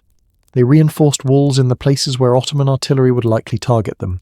They created false weak point sections of wall that looked damaged but were actually traps. They dug covered trenches so soldiers could move between fortifications without being exposed to fire. They positioned their best marksmen to target Ottoman officers, because killing a commander creates more chaos than killing a dozen regular soldiers. De Valette also did something brilliant with the psychological aftermath of Elmo's fall. Instead of treating it as a tragedy, which it was 500 defenders dead, he framed it as a victory. He gathered all the remaining defenders and gave a speech. Again, we don't have the exact words, but multiple accounts agree on the message. Fort St. Elmo was supposed to fall in 3 days. It held for 28. Those brave men killed 8,000 Ottomans. That's more than 5 enemies for every defender. They bought us a month of preparation time. They showed the world that the Ottoman Empire is not invincible. They did their duty, and now we must do ours. That reframing is masterful, right? He took a loss and turned it into inspiration. And it worked. The remaining defenders weren't demoralized by Elmo's fall. They were inspired by how long it held. That's leadership psychology at its finest. Starting on June 29th, the Ottomans began their assault on the main fortifications, and immediately they ran into problems. Fort St. Michael, sitting on the Sengleia Peninsula, was much better positioned than Fort St. Elmo had been. It had water on 3 sides, so it could only be attacked from one direction, and that one direction was heavily fortified with overlapping fields of fire from multiple bastions. The Ottomans brought up their artillery. They still had plenty of cannons despite the casualties, and started the familiar pattern.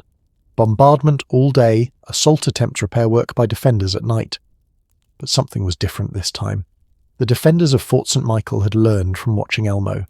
They'd built what military engineers called defence in depth, multiple layers of fortification. So even when the Ottomans breached the outer wall, there was another wall behind it, and another, and behind the walls were barricades, trenches, earthworks. Taking this fort wasn't going to be a single breakthrough. It was going to be a grinding, exhausting battle for every yard of ground. On July 2nd, something happened that changed the entire dynamic of the siege. A small relief force, about 700 Spanish and Italian soldiers, managed to land on Malta at St. Paul's Bay on the northern coast. It wasn't much, it didn't significantly change the numerical balance, but psychologically it was massive, because it proved that help was coming. The defenders weren't completely alone. Europe hadn't abandoned them. Mustafa Pasha was furious when he heard about this landing. How had a relief force gotten through his ships were supposed to be blockading the island? This was a naval failure, which meant it was Piale Pasha's failure.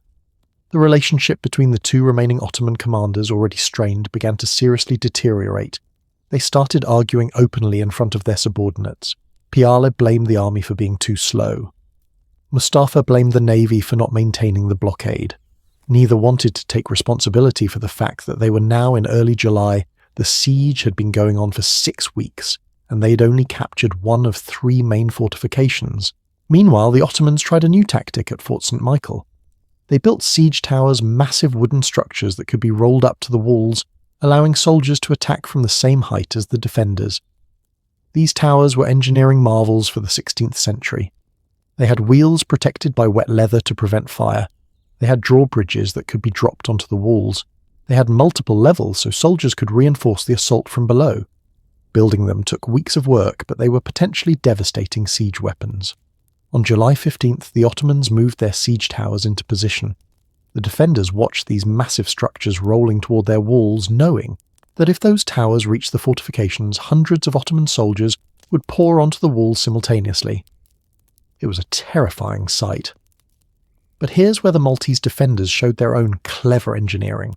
Remember those hidden cannons de Valette had positioned inside the walls back during the preparation phase? The ones loaded with chain shot 2 cannonballs connected by a chain designed to tear through multiple targets. The defenders had kept those cannons hidden, covered, never used, waiting for exactly this moment. As the siege towers rolled toward Fort St. Michael's walls, the defenders suddenly revealed the hidden cannons loaded with chain shot. and fired at point-blank range. Chain shot is devastating against wooden structures. The chains spinning through the air act like massive circular saws, tearing through wood, through the leather coverings, through everything. The siege towers literally fell apart. Pieces of wood flying everywhere, soldiers inside falling, crushed, screaming. The Ottomans had spent weeks building these towers, and the defenders destroyed them in minutes. The Ottoman soldiers who'd been assigned to use those towers just stood there in shock.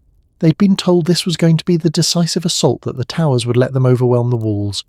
And now they were staring at piles of shattered wood and bodies. The psychological impact was enormous. It wasn't just that the attack had failed, it was that the defenders had clearly been planning this counter-tactic for weeks, waiting patiently for the perfect moment to spring the trap. That same day, July 15th, the Ottomans tried a different approach on the other side of the harbour. They launched a massive assault on Birgu, the town adjacent to Fort St. Angelo. This wasn't about the fort itself. This was about breaking into the civilian areas, killing the population, destroying morale. Thousands of Ottoman soldiers advanced on the town's walls using ladders, grappling hooks, sheer determination. And they almost succeeded. This is one of those moments in history where everything hung by a thread. The Ottoman soldiers breached the walls of Birgu. They were inside the town. The Maltese defenders were being pushed back street by street. For a few terrible hours it looked like the siege might be over. If the Ottomans took Birgu, they could attack Fort St. Angelo from behind. Game over. But then something happened that nobody expected. A cavalry commander, we don't even know his name for certain, which is a tragedy, because he basically saved Malta, organised a mounted charge with about 100 cavalry from the old capital of Mdina. These weren't professional soldiers. Most of them were Maltese nobles, landowners, people who knew how to ride but weren't trained warriors. But they charged into the rear of the Ottoman forces attacking Birgu. Now, 100 cavalry shouldn't make much difference against thousands of soldiers, but the Ottoman commanders in Birgu, seeing cavalry attacking from behind, made a fatal assumption. They thought this was the vanguard of a massive relief army from Sicily. They thought thousands of fresh Spanish soldiers were about to hit them. So they ordered a retreat, get the men out, regroup, prepare to face this new force. Except there was no massive relief army. It was just 100 guys on horses. But by the time the Ottomans realised their mistake, the moment was gone. The defenders of Birgu had rallied, sealed the breaches, and the Ottoman soldiers who were already inside the town were cut off and killed. An attack that should have succeeded, that briefly did succeed, was turned into a disaster by a brilliant cavalry charge and a terrible Ottoman assumption. Can you imagine being one of those 100 cavalry riders? You're vastly outnumbered, charging into the rear of an army that's already winning, and somehow your desperate gamble causes thousands of soldiers to retreat. That's the kind of moment where you realise how much of history comes down to split-second decisions, lucky breaks, and people being in the right place at exactly the right moment. After July 15th, the Ottoman army was in serious trouble. They'd lost their siege towers. Their assault on Birgu had been repulsed. They were running low on gunpowder. All those weeks of bombardment consume enormous quantities of explosives. Disease was spreading through their camps, crowded military camps in summer heat surrounded by unburied bodies with limited clean water. It was a recipe for dysentery, typhus, and all the other diseases that killed more soldiers in pre-modern warfare than combat ever did. The Ottoman soldiers were exhausted, demoralised, and starting to whisper that maybe Dragut had been right. Maybe Malta really was lost. The commanders could feel the morale collapsing. They needed a victory, something decisive, something that would restore confidence and momentum. Because the calendar was their enemy, and it was now late July. They were running out of time. So Mustafa Pasha made one more plan. One final massive assault on Fort St. Michael. Throw everything they had left at that fort, overwhelm it by sheer numbers, and once it fell, the rest would follow. It was a desperate plan, the kind you make when you've run out of good options. But desperate times call for desperate measures. And what happened in that final assault on Fort St. Michael would determine whether the Ottoman Empire conquered Malta or whether this invasion became one of the greatest military disasters of the 16th century. That's where we're headed next, into the climactic battle that would decide everything. August in Malta is brutal. The sun beats down like a hammer on an anvil, temperatures regularly hitting 95-100 degrees Fahrenheit. There's no shade, no relief, just relentless heat that bakes the stone, the earth, everything. Now imagine you're wearing armour steel plates, chain mail leather padding underneath. You haven't had a proper bath in weeks. You're living in a trench. or behind a wall with thousands of other men surrounded by the smell of unwashed bodies, spoiled food and death. That was the reality for both sides by early August 1565. This wasn't glorious warfare. This was survival in hell. By August 7th, the siege had been going on for 2.5 months. The Ottoman army, which had arrived with somewhere between 40,000 and 50,000 men, was now down to maybe 25,000 effective soldiers. The rest were dead wounded or too sick to fight. And here's a number that really puts this in perspective. Historians estimate the Ottomans were losing about 200 men per day at this point. Not from battles necessarily, from disease exhaustion, infected wounds, heat stroke, suicide in some cases. 200 men, every single day. That's a catastrophic attrition rate. The defenders weren't doing much better. Malta had started with about 6,500 fighters. By early August, they were down to maybe 4,000 who could still hold a weapon. The civilian population had been devastated, people dying from starvation disease, Ottoman artillery hitting residential areas. The Knights Hospitaller, who'd started with 500, were down to perhaps 250. Every day, de Valette had to make horrible calculations. Which positions can we still defend? Which walls do we have enough men to hold? How do we cover gaps in our defences when we don't have enough bodies? But here's the crucial difference. The defenders were suffering at home behind their walls with their supplies and their hospitals and their water sources. The Ottomans were suffering in field camps under canvas tents that turned into ovens during the day, with supply lines stretching back to Constantinople. Psychologically, that matters. When you're defending your home, you can endure almost anything. When you're attacking someone else's home and things go badly, the question starts creeping in, why are we here? Why are we dying for this? Mustafa Pasha could feel his army falling apart. He needed a victory, something dramatic, something that would restore hope and momentum. So he planned what he intended to be the final decisive assault. On August 7th, he would throw everything, and I mean everything, at Fort St. Michael. If they could take that fort, they could cross to Fort St. Angelo from the land side. If they took St. Angelo, Malta was theirs. It was all or nothing. The attack was scheduled for dawn. But the night before, something happened that shows you how espionage and intelligence work even in the 16th century. A Maltese slave who'd been working in the Ottoman camp managed to escape. He swam across the harbour, incredibly dangerous, could have drowned or been shot, and reached Fort St. Angelo around midnight. He told de Valette exactly what was coming. Massive assault at dawn, thousands of soldiers, the Ottomans' final push. De Valette had maybe 6 hours to prepare. And here's where his ability to stay calm under impossible pressure really shines through. He didn't panic. He didn't run around shouting orders. He systematically did 3 things. First, he moved every soldier who could possibly be spared to Fort St. Michael and Birgu, the expected attack points. Second, he had the defenders prepare every defensive trick they had left. Boiling oil, fire pots, hoops soaked in flammable materials, anything that could be thrown at attackers. Third, and this is brilliant, he sent a small boat under cover of darkness to the north of the island with orders to light signal fires at dawn, making it look like another relief force was landing. Dawn came on August 7th. And the Ottoman assault began exactly as the escaped slave had warned, thousands of soldiers advancing simultaneously on Fort St. Michael and Birgu. Ladders grappling hooks, soldiers carrying planks to bridge ditches, engineers with explosives to blow holes in walls. The attackers came in waves, each wave stepping over the bodies of the previous one. It was less a battle than a sustained collision of human bodies against stone and steel. The defenders on Fort St. Michael's walls were outnumbered 10-1 at the point of attack. The Ottomans reached the walls, they got ladders up, soldiers started climbing. For the defenders, this was the nightmare scenario. Once attackers are on your walls, the advantage of fortification is gone. It becomes hand-to-hand combat and numbers matter more than position. But here's where those weeks of preparation paid off. Remember all that work the defenders had been doing while the Ottomans were stuck at Fort St. Elmo. They'd created kill zones, areas where attackers would be funneled into narrow spaces and hit from multiple directions. As Ottoman soldiers climbed the walls and dropped into the fort, they found themselves in courtyards, surrounded by defenders firing from windows, doorways, covered positions. It was a meat grinder. There's an account from a Spanish soldier named Juan de la Cerda, who was defending Fort St. Michael that day. He wrote that at one point there were so many Ottoman soldiers on the walls that you could walk across their shoulders from one side of the fort to the other. But they couldn't break through. Every time they pushed forward, they ran into another barricade, another defensive position, more defenders who wouldn't retreat. And then something remarkable happened. Grand Master de Valette, who was 70 years old, remember, personally led a counterattack. He put on his armour, full plate armour in the August heat, grabbed a pike and fought alongside his men in the streets of Birgu. There are multiple eyewitness accounts of this. One knight wrote, "The Grand Master fought like a man of 20, not 70. Where he went, courage followed." Think about what that does to morale.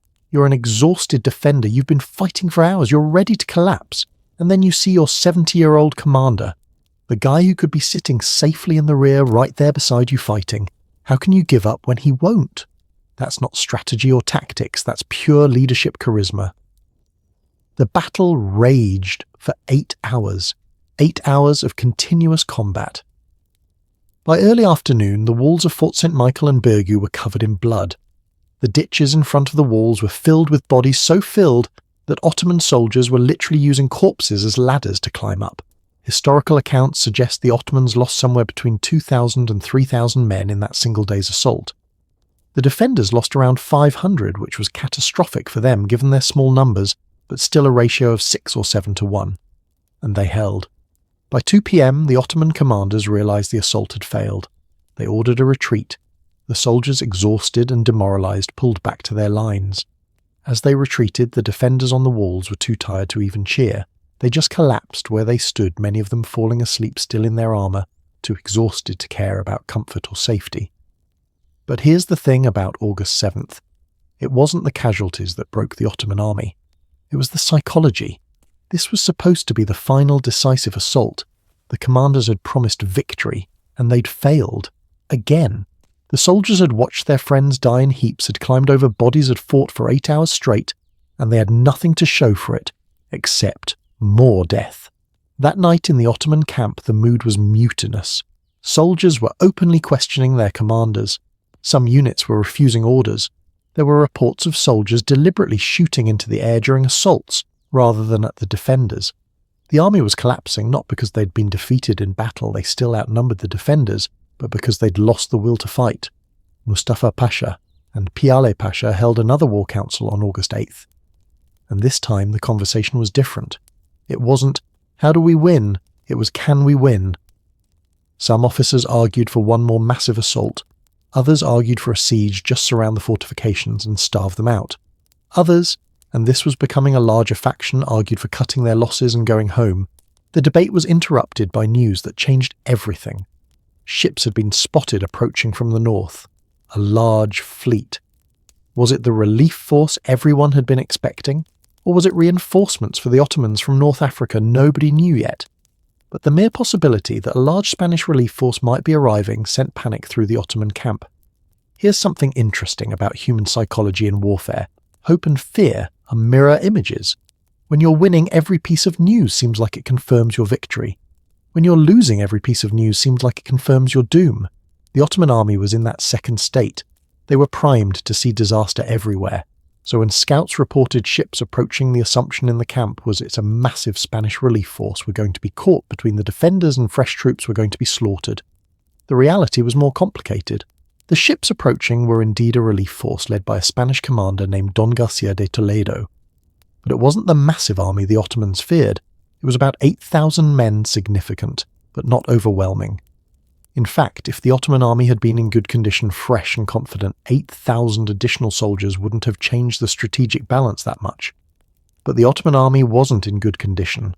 They were exhausted, sick, demoralized, and terrified, so those 8,000 Spanish soldiers might as well have been 80,000 in terms of psychological impact.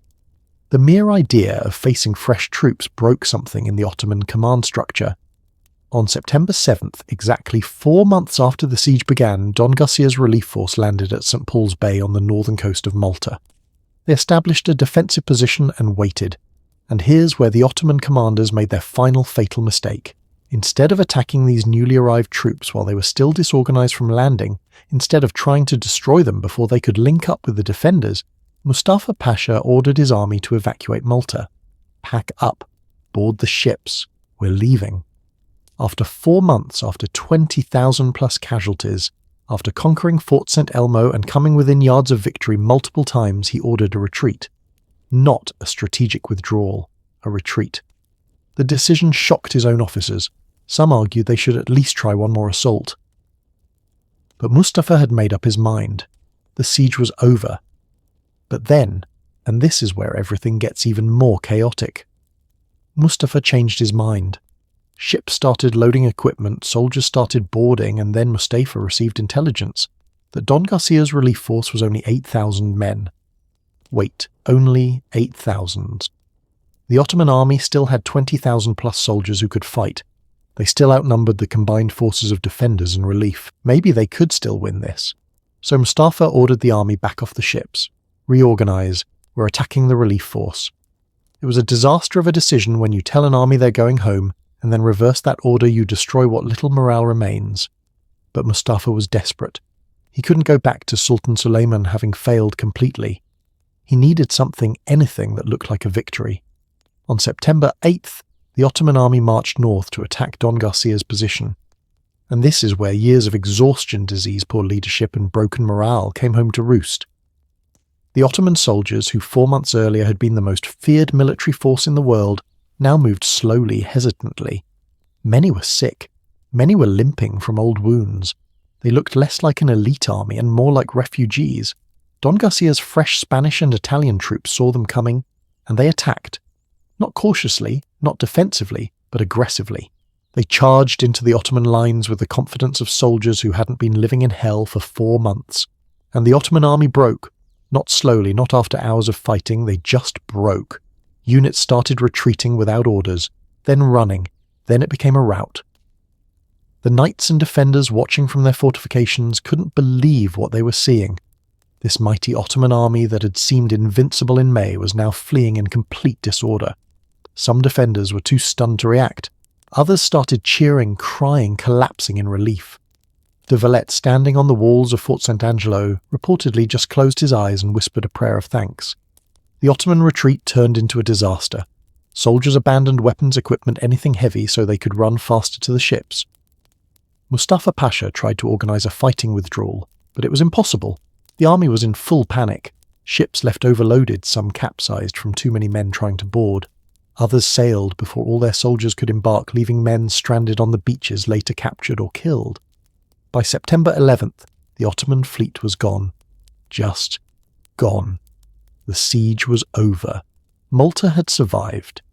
And standing in the ruins of his fortifications, surrounded by exhausted, wounded, traumatized defenders, Grand Master de Valette looked out at the harbour, where the Ottoman fleet had anchored 4 months earlier and saw only empty water. The cost had been unthinkable. The numbers are staggering when you really sit with them. Malta had lost a third of its entire population. A third. The Knights Hospitaller had lost half their number. Birgo and Sanglea were essentially rubble. Fort St. Elmo was destroyed. Thousands of civilians dead. The island looked like the apocalypse. But they'd won. Against impossible odds, against the most powerful empire on earth, a tiny island had said no and made it stick. And the Ottoman Empire? They'd lost between 20,000 and 30,000 men, depending on which estimates you believe. They'd lost their reputation of invincibility. They'd lost strategic momentum in the Mediterranean, and they'd lost something intangible but crucial, the psychological aura of being unstoppable. As the surviving defenders began the long process of burying their dead, treating their wounded, and trying to comprehend what they'd just endured, one question remained. What did this all mean? Not just for Malta, not just for the Knights, but for the future of Europe, for the balance of power between civilizations, for the course of history itself. Because this wasn't just a battle that Malta won, this was a turning point that would echo for centuries. And that's what we're exploring next, the aftermath, the consequences, the legacy of 28 days in Fort St. Elmo, and 4 months of hell that changed the world.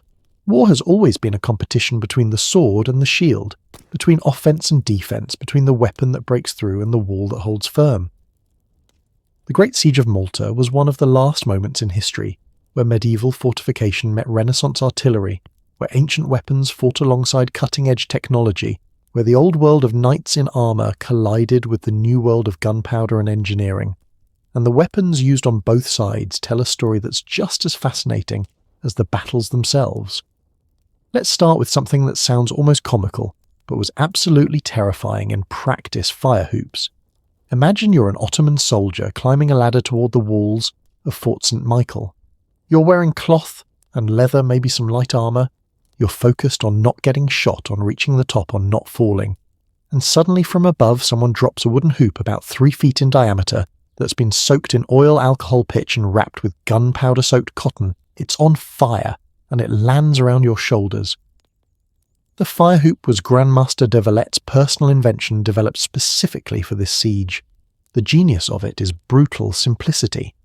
The hoop drops over a soldier, trapping his arms against his body. The fire immediately starts burning through clothing and flesh. The soldier can't remove it easily because his arms are pinned. He either falls off the ladder trying to get it off, or he burns. Often in panic, soldiers would jump off the walls themselves. One Ottoman account described these hoops as rings of hell that pursued us like demons. But the defenders had other innovations too. They created what they called fire pots, clay jars filled with a mixture that sounds like something from a chemistry nightmare, naphtha sulfur, saltpeter, quicklime, and pieces of iron or broken pottery. You'd light a fuse, throw the pot at attacking soldiers, and when it shattered, the mixture would ignite violently. The quicklime would react with any moisture sweat bloodwater soldiers carried and create additional heat. The iron fragments would act like primitive shrapnel. These weren't just weapons, they were protochemical warfare devices. And then there was Greek fire, or at least a 16th century version of it. The original Greek fire formula had been lost centuries earlier. It was one of the Byzantine Empire's most closely guarded secrets. But the defenders of Malta created their own version, a mixture of petroleum sulfur and resin that would stick to whatever it touched and continue burning even in water. They'd pour this mixture down onto soldiers climbing the walls, and historical accounts describe men jumping into the harbour to escape the flames, only to find that the fire continued burning on the water's surface. The psychological terror of a weapon that you can't escape that water won't extinguish is hard to overstate. Now the Ottomans had their own terrifying weapons. Let's talk about their artillery, because this is where we see the cutting edge of 16th century military technology. That basilisk cannon I mentioned earlier, the massive one that could fire 300-pound stone balls, it wasn't just big. It was a marvel of metallurgical engineering. These cannons were cast in bronze, which required temperatures of over 700-800 degrees Fahrenheit. The casting process was so complex that foundry masters were among the highest-paid craftsmen in the Ottoman Empire. But here's what makes these cannons fascinating from a technology perspective. They were the limit of what pre-industrial metalworking could achieve. Make them any bigger, and the barrel would crack from the pressure. Make them any smaller, and they couldn't throw projectiles heavy enough to breach thick stone walls. The basilisk represented the peak of a technology that was about to become obsolete. Within 50 years, new fortress designs would make even these massive cannons less effective. The Ottomans also used a weapon that doesn't get much attention in the heroic histories, but was arguably more important than any cannon: the mining tool. Ottoman engineers were masters of siege mining. They dig tunnels under fortress walls, shore up the tunnels with wooden beams, pack the end of the tunnel with explosives, and then set it off, causing the wall above to collapse. It was incredibly dangerous work. Miners were often buried alive when tunnels collapsed or killed, when defenders dug countermines and broke through to fight underground. There's something almost mythological about the idea of warriors fighting in pitch-black tunnels deep under the earth, isn't there? The defenders knew the Ottomans would try mining, so they employed a 16th century early warning system. That's honestly ingenious. They would place drums filled with water at various points around the fortifications. When Ottoman miners were digging underground, the vibrations would cause ripples in the water. By watching which drums rippled and when the defenders could triangulate where the Ottoman tunnels were, then they'd dig their own countermines, break into the Ottoman tunnels, and either collapse them or fight underground battles. Can you imagine that fighting in a tunnel so narrow you can barely swing a sword in complete darkness, except for maybe a torch, never knowing if the whole thing is about to collapse on you? Let's talk about something that sounds less dramatic, but was absolutely crucial: logistics and ammunition management. Modern people tend to think about warfare in terms of battles, who won the fight, who was braver, whose tactics were better. But pre-modern warfare was at least 80% logistics. Food, water, ammunition, medical supplies, getting these to where they were needed was often more important than the fighting itself. The defenders of Malta had a huge advantage here because they controlled the Grand Harbour. Every night, literally every single night of the siege, small boats would cross from Fort St. Angelo to Fort St. Michael and Birju, carrying supplies, ammunition, fresh soldiers to replace casualties and removing the wounded. The Ottomans tried to stop this with ships with artillery with archers positioned to fire at the boats. But the Maltese sailors knew every current, every shadow, every hiding spot in that harbour, and those nightly supply runs kept the defenders going. The ammunition situation is particularly interesting. A single cannon firing for one day could go through hundreds of cannonballs. Where do you get hundreds of stone or iron balls on a small island? The defenders had stockpiled ammunition, yes, but they also recycled. Ottoman cannonballs that landed inside the fortifications were collected and fired back. There are records of defenders chiselling rough stone balls from the local limestone when manufactured ammunition ran out. Its less effective irregular shapes don't fly as true, but it's better than nothing. The Ottomans had their own logistics nightmare. Every cannonball, every pound of gunpowder, every piece of equipment had to be shipped from Constantinople or North Africa. Supply ships were vulnerable to storms, to raids by Christian vessels, to simple navigation errors in an age before accurate maps. And once supplies were on Malta, they had to be moved from the anchorage to the front lines. Ottoman records show they were using hundreds of pack animals, donkeys, mules, horses, just to move artillery ammunition from the ships to the batteries on Mount Siberis. And those animals needed food and water too, which meant more supplies, which meant more ships, which meant more vulnerability. Here's a detail that really brings home the technological limitations of the era gunpowder quality. Modern gunpowder is standardized. Every batch has the same composition, burns at the same rate, produces the same amount of gas. 16th century gunpowder was incredibly variable. One batch might be mostly sulfur, another mostly saltpeter. Another might have absorbed moisture and be partly inert. Gunners had to adjust their powder charges by eye, by experience, by trial and error. Sometimes cannons would explode because the powder was too strong. Sometimes they'd misfire because the powder was too weak. Artillery warfare in 1565 was part science, part craft, and part luck. The Ottoman siege towers that the defenders destroyed with chain shot, those were incredible pieces of engineering in their own right.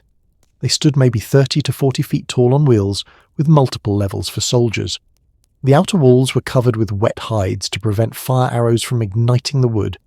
Inside were water barrels so the hides could be kept wet. The whole structure had to be strong enough to support dozens of armed men, mobile enough to be rolled into position, and stable enough not to tip over on uneven ground. Building them took teams of carpenters, blacksmiths, rope makers, leather workers. It was a major industrial project in the middle of a war zone. And then the defenders destroyed them in minutes. That's the thing about siege warfare. Weeks or months of preparation can be undone in seconds if the defender has prepared the right countermeasure. That chain shot that destroyed the siege towers, it was loaded into cannons that had been hidden in the walls for months, never fired, never revealed, just waiting for the perfect moment. The gunpowder for those cannons had been carefully stored in dry rooms to ensure it would work when needed. The gun crews had been trained on which walls to hit, what angle to fire at, how to coordinate their shots. All that planning, all that patient preparation paid off in one perfect moment of devastating counterattack. Let's talk about something that's often overlooked: medical technology and treatment of the wounded. This was before antibiotics, before sterile surgery, before even a basic understanding of how infections spread. A wound that today would be minor, a cut, a laceration, a shallow puncture, could easily become infected and kill you within days. The defender set up field hospitals in the chapels of the forts, because those were the only spaces large enough to hold the wounded and the only places with stone ceilings thick enough to protect against artillery. The medical treatments available were primitive by modern standards, but sophisticated for their time. Surgeons would use wine or vinegar to clean wounds they didn't know about germ theory, but they'd empirically discovered that certain liquids reduced infection.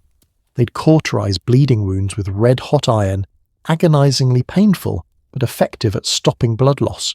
For amputations, and there were many, many amputations, the standard technique was to cut quickly, cauterize the stump, and hope the patient didn't die from shock or infection. The survival rate for major surgery in the 16th century was maybe 50-50 at best. Here's something that gives you a sense of how brutal the medical situation was. Grandmaster de Valette allocated a specific building in Birgu as a morgue just for processing bodies, not burying them, just preparing them for burial. The death rate was so high that this was a full-time operation requiring multiple workers. Bodies had to be identified, if possible, recorded and buried quickly in the Mediterranean heat to prevent disease. The defenders dug mass graves when they didn't have time for individual burials. The Ottomans did the same. By the end of the siege, certain areas around the fortifications were essentially cemeteries, with thin layers of soil over them. But here's where we see the human element breaking through the technological horror. There are multiple accounts of brief unofficial truces, times when the fighting would pause for a few hours so both sides could collect their wounded and dead from no man's land. These weren't formal truces negotiated by commanders, they were spontaneous agreements between soldiers who recognized the shared humanity of their situation. Ottoman and Christian soldiers would work side by side, carefully stepping around each other retrieving their dead. Nobody fired, nobody attacked, and then after a few hours someone would sound a trumpet or a drum, and everyone would return to their positions and the killing would resume. That's the paradox of siege warfare, isn't it? The same technology that allows you to kill strangers from a distance, cannons, arquebuses, fire weapons, also creates situations where you're close enough to see your enemies as human beings. The Ottoman soldiers and Christian defenders could literally see each other's faces across the walls and ditches. They could hear each other talking, singing, praying. When a man fell wounded, his screams were audible to both sides. It's much harder to dehumanize someone when you share that kind of proximity for months. The weapons and technology of the Great Siege represent a transitional moment in military history. This was one of the last times when a determined defense using relatively simple fortifications could defeat a superior attacking force. Within a generation, new styles of fortification called Trace Italian would spread across Europe, and new artillery techniques would make sieges more mathematical, more predictable, and weirdly less deadly in terms of combat deaths, because defenders would surrender when the math proved they couldn't hold. The Siege of Malta was one of the last truly desperate fight-to-the-last-man sieges before warfare became more professionalized, I guess you'd say. The tools of war used at Malta, from de Valet's fire hoops to the Ottoman basilisk cannons, tell us something important about innovation under pressure. When survival is at stake, humans become incredibly creative. They take existing technology and push it to its limits. They invent new uses for old tools. They combine things in ways no one had thought of before. Some of these innovations were horrifying in their effectiveness at causing death, but they were innovations nonetheless products of human ingenuity applied to the problem of staying alive. And this brings us to a question that connects the technology to the human experience. What was it actually like to live through this siege? Not the battles, not the grand strategy, but the daily experience of being trapped on an island where death could come from a dozen different directions at any moment. Because understanding the weapons is one thing, but understanding what it felt like to face those weapons, that's what really brings this story home, and that's exactly where we're going next. When historians write about sieges, they talk about strategies, casualties, dates, but they rarely talk about what it smells like. Let me tell you what Malta smelled like in July 1565. Smelled like unwashed bodies, thousands of men who hadn't bathed properly in months. It smelled like rotting food because refrigeration didn't exist and supplies would spoil in the heat. It smelled like gunpowder, that acrid sulphurous smell that gets into your clothes, your hair, your lungs. It smelled like blood and excrement because medieval sanitation was basically non-existent. And above all, it smelled like death. Bodies decomposing in the summer heat, buried in shallow graves, or not buried at all. That smell would have been everywhere, inescapable, a constant reminder of mortality. I'm starting with this because when we romanticize history, we forget the sensory reality of what people endured. The Great Siege of Malta wasn't a painting or a movie. It was 4 months of physical, psychological, and emotional torture for everyone involved. So let's talk about what daily life was actually like for the people who lived through this. For the civilian population of Malta, let's start with them because they get forgotten in the military histories. Daily life became about survival, in the most basic sense. By late June, most civilians had retreated into the fortified towns of Birgu and Senglea, or into the old capital Medina. Imagine being a family of 5 living in what's essentially a stone basement, with maybe 10 other families. No privacy, no real beds, you're sleeping on stone floors with maybe some straw if you're lucky. Limited food because supplies are rationed. Limited water because Malta's water sources were outside the fortifications in many cases. There's a heartbreaking account from a Maltese woman named Caterina. We don't know her last name, but her testimony was recorded by a priest. She describes how her 3 children would cry from hunger every night. The daily ration by midsummer was about a pound of hardtack bread per person. That's basically flour and water baked until it's rock hard, and maybe some salted fish if you were lucky. Children couldn't understand why there wasn't more food. They'd ask, when can we go home? When can we eat real food? And what do you tell them? That you might never go home? That there might never be enough food again? Katerina also described the constant fear of the bombardment. Even deep inside Birgu you could hear the cannons, and occasionally a cannonball would punch through walls and kill people inside buildings that were supposed to be safe.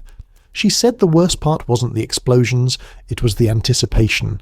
Hearing the boom of the cannon, then waiting those seconds as the cannonball arced through the air, then the impact somewhere, and the horrible moment of wondering, did it hit my house? Did it kill someone I love? Children especially struggled with this reality. There are multiple accounts of children who stopped speaking what we'd now recognise as trauma-induced mutism. They'd witnessed such horror that their minds just shut down. Other children would play at war reenacting the battles they'd witnessed, which must have been disturbing for the adults to watch. Kids processing trauma through play using sticks as swords, pretending to kill and die, and laughing while they did it, because that's how children cope with what they can't understand. For the soldiers, both defenders and attackers, daily life was its own special kind of hell. Let's talk about what a typical day looked like for a defender on the walls of Fort St. Michael. You'd wake up if you'd slept at all around 3 or 4 a.m. Morning duty meant checking your section of wall for damage from the previous day's bombardment. Moving stones, shoring up weak points, clearing debris. This is heavy physical labour, remember, done on maybe 1 meal a day in armour in the heat. Around sunrise, the Ottoman bombardment would typically begin. And then you'd spend the next 12 to 14 hours basically waiting for cannonballs to hit, waiting for assaults, waiting to see if today was the day you'd die. Boredom punctuated by terror. That's how one Spanish soldier described it. Hours of nothing happening, then sudden chaos when the Ottomans attacked, then back to waiting. The psychological toll of this routine was enormous. Soldiers developed what we'd now recognise as PTSD. There are accounts of men who'd shake uncontrollably, who'd flinch at sudden sounds, who'd cry without reason. One Italian knight wrote in his diary, "I fear I am losing my mind. I see the faces of the dead when I close my eyes. I hear screaming that isn't there. I do not know if I will ever be normal again." Sleep deprivation was a weapon in itself. The Ottomans learned early on that if they launched attacks at irregular intervals, sometimes at dawn, sometimes at noon, sometimes at midnight, the defenders could never fully rest. You'd lie down to sleep, and just as you were drifting off, drums would sound signalling an attack. After weeks of this, men would literally fall asleep standing up during lulls in the fighting. There are accounts of soldiers falling off walls because they dozed off while on watch. And then there's the heat exhaustion. Remember, these men are wearing armour metal and leather that turns into an oven in the Mediterranean summer. Heat stroke was a common cause of casualty, maybe not as dramatic as being shot or stabbed, but just as deadly. Men would collapse their bodies, simply giving up. The field hospitals were full of soldiers who hadn't been wounded in battle, but whose bodies had just failed from the cumulative stress. For the Ottoman soldiers, the experience was arguably worse because they didn't have the psychological advantage of defending their homes. They were attackers in a foreign land, living in tents and field camps, watching their friends die for what exactly? By midsummer, Ottoman soldiers were writing letters home, some of which were intercepted and still exist, expressing doubt, fear, and a desperate desire to leave. One Janissary wrote to his brother, "We have lost more men taking one small fort than we lost conquering Belgrade. I do not understand why we're here. If you hear that I have died, know that I died wondering what this was all for." The Ottoman camp dealt with disease more severely than the defenders because of their living conditions. Dysentery swept through the camp in waves. If you don't know what dysentery is, it's essentially your digestive system violently rejecting everything, leading to severe dehydration and often death. In the heat without adequate clean water, dysentery could kill hundreds in days. Ottoman camp records.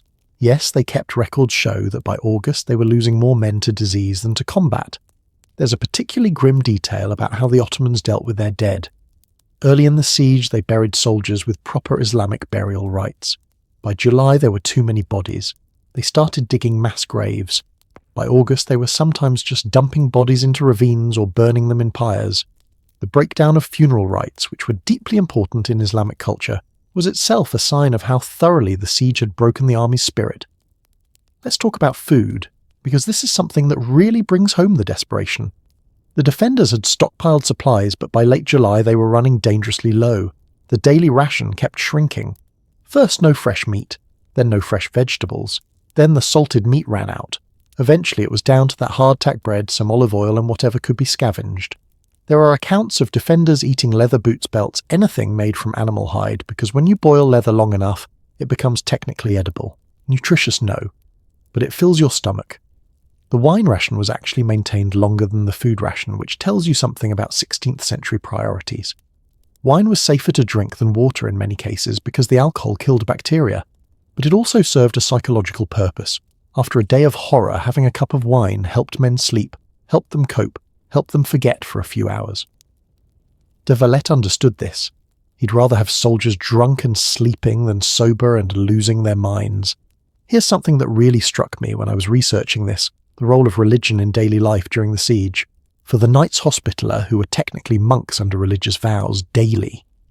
Mass continued even during the worst of the fighting. There's something almost surreal about that. Imagine attending a religious service in a chapel, where the walls are shaking from artillery fire, where wounded men are lying on the floor because the infirmary is full, where the priest conducting mass might be killed before the service ends. But they did it, every single day, because for these men their faith wasn't separate from their fighting, it was why they were fighting. The Ottoman soldiers had similar daily religious observances. 5 times a day the call to prayer would sound across the Ottoman camp, and soldiers would stop whatever they were doing, yes, even during active combat sometimes, to pray. There are accounts of brief pauses in fighting, while both Christian and Muslim soldiers prayed to their respective gods. It's a reminder that both sides saw this as a religious war, a cosmic struggle between faiths which made it both more meaningful and more brutal. Personal hygiene, or the complete lack of it, was another daily misery. The defenders had limited water, and almost none could be spared for washing. Soldiers would go weeks without bathing. This led to rashes, infections, lice infestations. Lice might sound minor compared to cannonballs, but if you've ever had lice, you know how maddening the constant itching can be.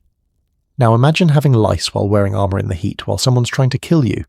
It's a detail that never makes it into the heroic paintings, but it was a daily torture for everyone involved.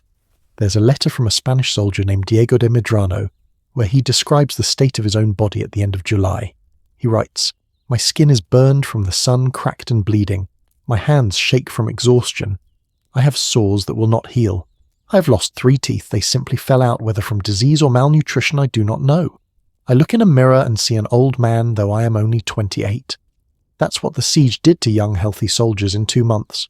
For the wounded, life was particularly hellish. Medical care was primitive, as I mentioned before, but beyond that there was nowhere comfortable to recover. You'd be lying on a stone floor, maybe with a thin blanket in pain, listening to the sounds of battle continuing outside, wondering if the fort would be overrun before you could heal enough to fight again. The mortality rate for serious wounds was probably 70–80%. If you got a deep cut, you'd likely die of infection. If a bone was broken, badly amputation was the only option, and you'd likely die from that. Surviving a serious wound was more luck than medical skill. But here's something beautiful that emerged from all this horror camaraderie. Soldiers formed bonds that went beyond nationality or background. A Spanish soldier and a Maltese militiaman and a Greek mercenary who in peacetime might have had nothing in common would become brothers in the shared experience of survival. They'd share their meagre rations, cover for each other during watches, when exhaustion made staying awake impossible, carry each other's wounded bodies to the hospitals. There's a story, possibly apocryphal, but I hope it's true, about an elderly Maltese man, probably in his 60s, who wasn't a soldier but insisted on helping. He couldn't fight, but he could carry water. So every day during the siege he'd fill 2 buckets with water and walk along the walls giving drinks to the defenders. During bombardments, during assaults, he'd be there with his buckets. Soldiers started calling him the Water Saint. No one knows his real name. But multiple accounts mention him, this old man who decided that if he was going to die anyway, he might as well die doing something useful. By September, when the siege finally ended, the survivors on both sides were barely recognisable as the soldiers who'd started the campaign in May. They'd lost weight, defenders had lost an average of 30–40 pounds, attackers maybe 20–30. They had the 1,000-yard stare that we now associate with combat veterans. Many had visible wounds, missing limbs, deep scars, burns. But the invisible wounds were probably worse. These men had seen friends torn apart by cannonballs. They'd killed other human beings in hand-to-hand combat. They'd lived in constant fear for 4 months. You don't come back from that unchanged. When the Ottoman ships finally sailed away on September 11th, the defenders didn't celebrate, not really. They were too exhausted, too traumatized, too numb. One knight wrote, We have survived, but at what cost? I look around and see ghosts in living bodies. That's what the Great Siege did to people. It hollowed them out, leaving shells of who they'd been. But here's the thing about human resilience, those shells could be filled again. Slowly, painfully, the survivors began to rebuild their lives. They buried their dead with proper ceremony. They began to eat real food again, to sleep in beds, to remember what peace felt like. The psychological scars never fully healed. Trauma doesn't work that way. But life continued. Children were born. Buildings were rebuilt. Malta survived not just as a fortress, but as a living community. And that brings us to the question of what it all meant. We've talked about the strategy, the weapons, the battles, the daily suffering. But why does this siege matter beyond the people who lived through it? What did this 4-month hell accomplish in the larger sweep of history? Because the aftermath of the Great Siege would ripple across Europe and the Mediterranean for decades, changing the balance of power, shifting the course of empires, and proving something that the world had begun to doubt. That determination, preparation, and courage could defeat overwhelming force. That's what we need to explore next. Not just what happened, but what it changed. Numbers can lie, but bodies can't. In the days after September 11th, 1565, when the last Ottoman sail disappeared over the horizon, Grand Master de Valette faced a task that no amount of military training prepares you for counting the cost, not just in treasure or fortifications, but in human lives. And the numbers, when they finally came in, were so staggering that even hardened warriors struggled to comprehend them. Let's start with the Knights Hospitaller themselves, because these numbers tell a story of sacrifice that's almost incomprehensible. The order began the siege with approximately 500 knights. By September 12, when the initial casualty reports were compiled, 240 were dead. That's 48%. Nearly half. Gone. And of the 260 who survived, at least 100 were seriously wounded, missing limbs, blinded, crippled. So in practical terms, the Knights Hospitaller had lost about 70% of their fighting force. For a military order that had existed for over 450 years, that was an existential crisis. But here's what makes those numbers even more devastating. These weren't anonymous soldiers. The Knights Hospitaller was a relatively small, tight-knit community. Every knight knew every other knight. They'd trained together, fought together, lived together for years or even decades. Losing 240 knights meant losing brothers, friends, mentors. The psychological impact of that level of loss within a close community is something we can barely imagine. It would be like losing half your extended family in 4 months. The other defenders fared even worse in absolute numbers. Of the approximately 6,000 soldiers, militia and armed civilians who defended Malta, somewhere between 2,000 and 2,500 were dead by mid-September.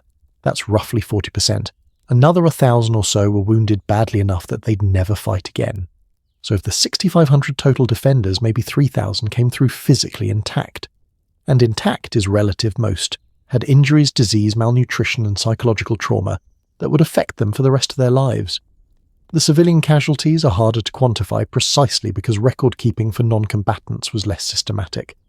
But the generally accepted estimate is that Malta lost about 1/3 of its total civilian population during the siege. The island started with roughly 20,000 people. By the time the Ottomans left, somewhere between 6,000 and 7,000 civilians were dead. Think about that. 1 in 3 people. Gone. Some killed directly by artillery or during assaults. Others dead from starvation, disease, or the dozens of ways that siege conditions kill people who never picked up a weapon. There's a parish register from the town of Birgu that survived. It's in a museum in Malta today. The priest who kept it recorded deaths during the siege. In May, before the fighting got really intense, he was recording maybe 3-4 deaths per week, normal for a town of that size in the 16th century. By July, he was recording 20-30 deaths per week. By August, the numbers stop making sense. He just starts writing "many died today," or "too many to count." That breakdown of record-keeping, that moment when the deaths become too numerous to track individually, that's when you know you're witnessing catastrophe. Now, let's talk about the Ottoman casualties, because this is where the numbers become almost unbelievable. The Ottoman Empire arrived at Malta with somewhere between 40,000 and 50,000 men, soldiers, sailors, support staff, the whole invasion force. When they sailed away on September 11th, they had maybe 20,000 to 25,000 left. That means they lost somewhere between 20,000 and 30,000 people. Let that sink in for a moment. 20 to 30,000 dead in 4 months on a tiny island. It's one of the highest casualty rates for any military campaign in the entire 16th century. And these weren't just random soldiers. Remember, the Ottomans had sent their best.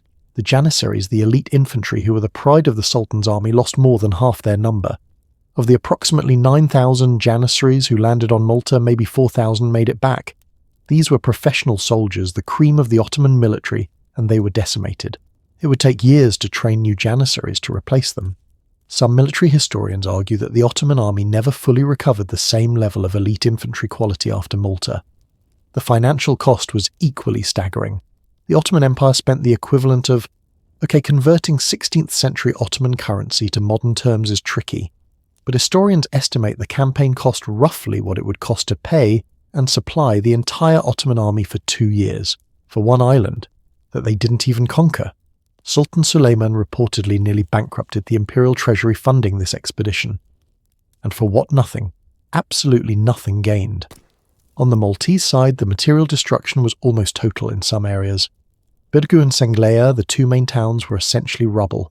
Of the approximately 1,000 buildings in Birgu before the siege, maybe 200 were still standing and habitable afterward. The rest were either completely destroyed or so damaged they had to be demolished. Senglea was even worse. It was estimated that 90% of the town had been destroyed. Fort St. Elmo was gone, just a pile of broken stones.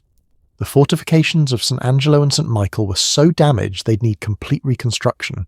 Here's a detail that really brings home the scale of destruction. After the siege ended, work crews spent 6 weeks just clearing rubble and debris from the fortifications so they could start repairs. 6 weeks of hauling broken stone, shattered wood, destroyed equipment. And during that clearing they found bodies. Lots of bodies. People who'd been buried under collapsed buildings or walls, forgotten in the chaos. The casualty numbers kept climbing even after the fighting ended as they uncovered more dead. The cost in treasure was also immense. Malta had spent everything, and I mean everything, defending itself. The Knights Hospitalers' treasury was empty. The grain stores were empty. The ammunition magazines were nearly empty. The order was technically bankrupt. If the Ottomans had somehow managed to launch a second invasion in 1566, Malta literally couldn't have defended itself. They had nothing left. But here's where the story takes an interesting turn. News of Malta's victory spread across Europe like wildfire. Remember, this was in an age before newspapers or instant communication, but somehow word travelled fast. Within weeks, every major European court knew that Malta had held, that 6,500 defenders had beaten back 40,000 attackers, that the invincible Ottoman Empire had been defeated, truly defeated, for the first time in living memory. The reaction was massive. Pope Pius IV declared a day of thanksgiving across Catholic Europe. He sent a letter to Grandmaster de Valette calling him the Shield of Christendom and offering him a cardinal's hat, essentially a promotion, to one of the highest ranks in the Catholic Church. De Valette characteristically declined. He wrote back something to the effect of, "I'm a soldier, not a politician. Let me die as I lived with a sword in my hand." Even in triumph, he stayed true to his nature. Money started pouring into Malta from across Europe. Not just from Catholic powers, Protestant England sent funds too, as did various German principalities.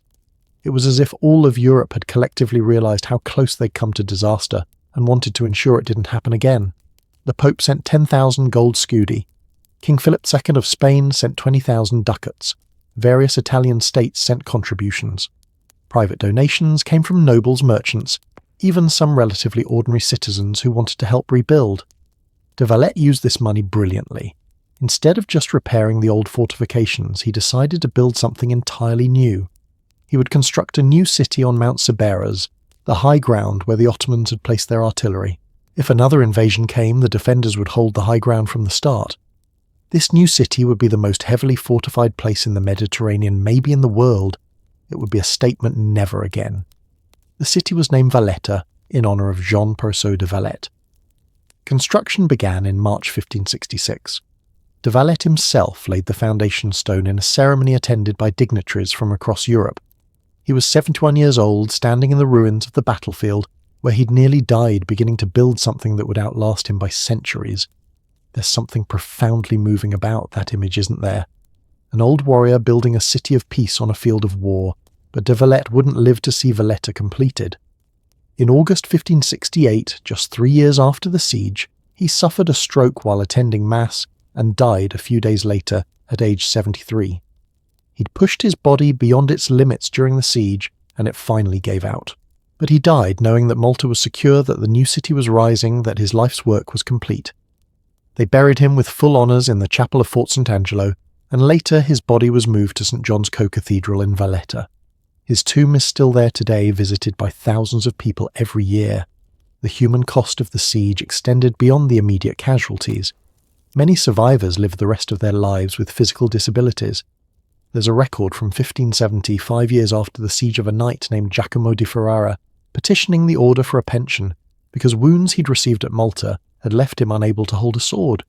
He lived another 20 years, but never fought again. How many men like Giacomo were there? Hundreds, thousands living with pain, disability, and the memories of what they'd endured. The psychological cost was incalculable.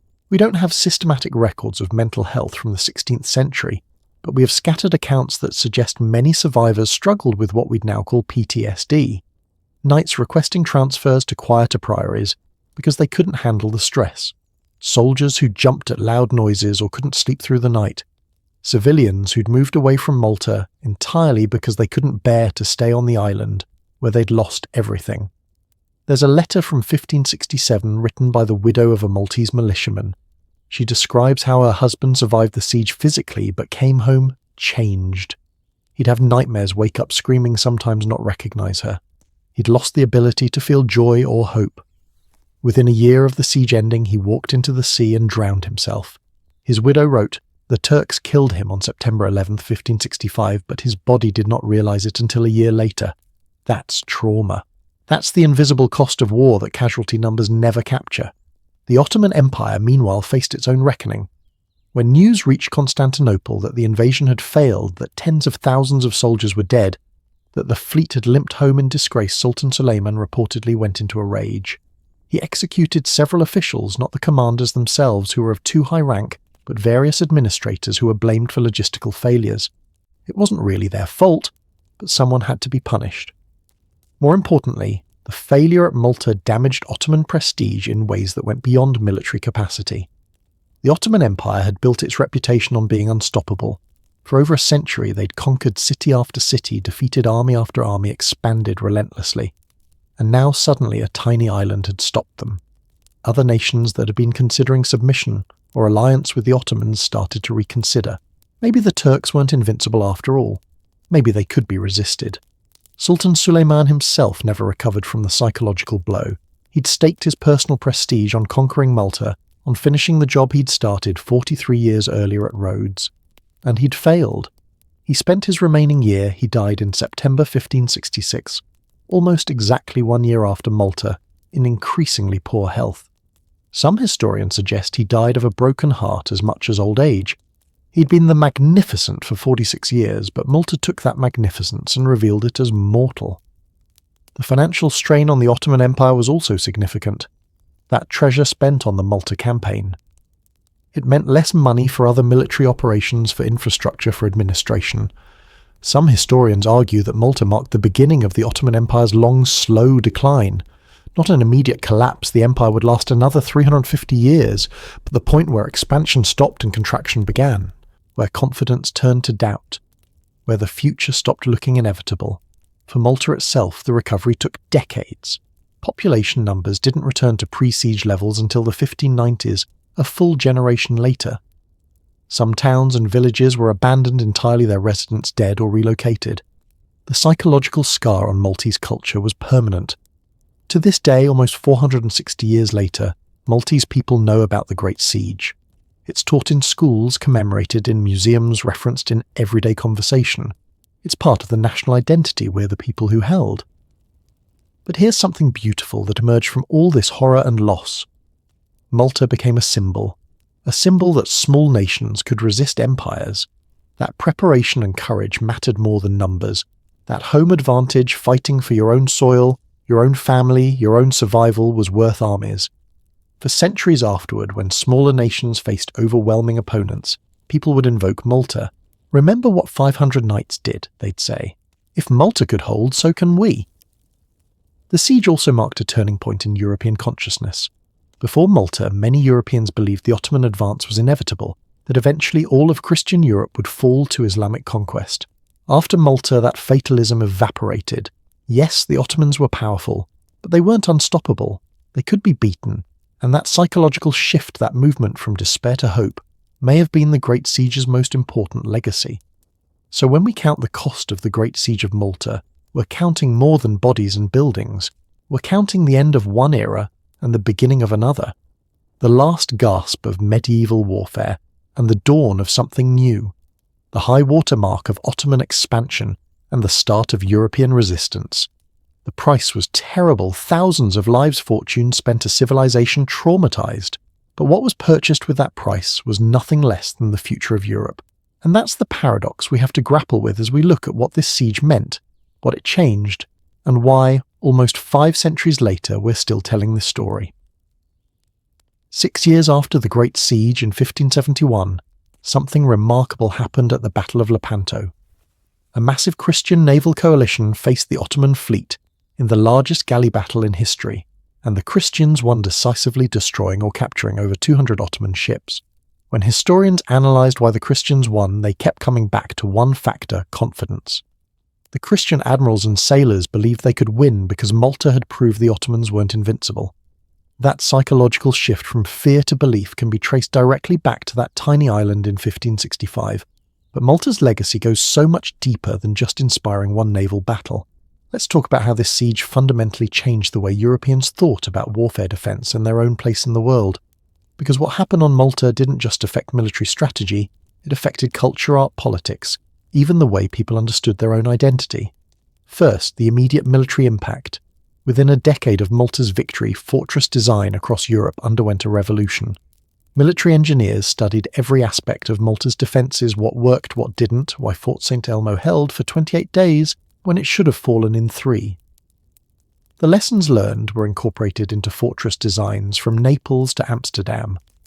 The star fort design, which Malta had used, became the standard across Europe. Cities that had relied on medieval walls suddenly looked vulnerable and outdated. There's a fascinating document from 1568, just 3 years after the siege, where a Venetian military engineer named Bonaiuto Lorini wrote a treatise on fortification design. He dedicates an entire chapter to analysing Malta's defences, concluding that the art of defence has advanced more in these 4 months than in the previous century. He specifically cites the use of overlapping fields of fire, the strategic positioning of artillery, and the creation of multiple defensive lines as innovations that future fortress designers must incorporate. And they did. If you look at fortress blueprints from the 1570s onward, you can see Malta's influence everywhere. But the military lessons went beyond just fortress design. The siege proved something that challenged the conventional wisdom of the era, that a smaller, well-prepared, highly motivated defensive force could defeat a much larger attacking force, even in extended combat. This wasn't supposed to be possible according to military theory of the time.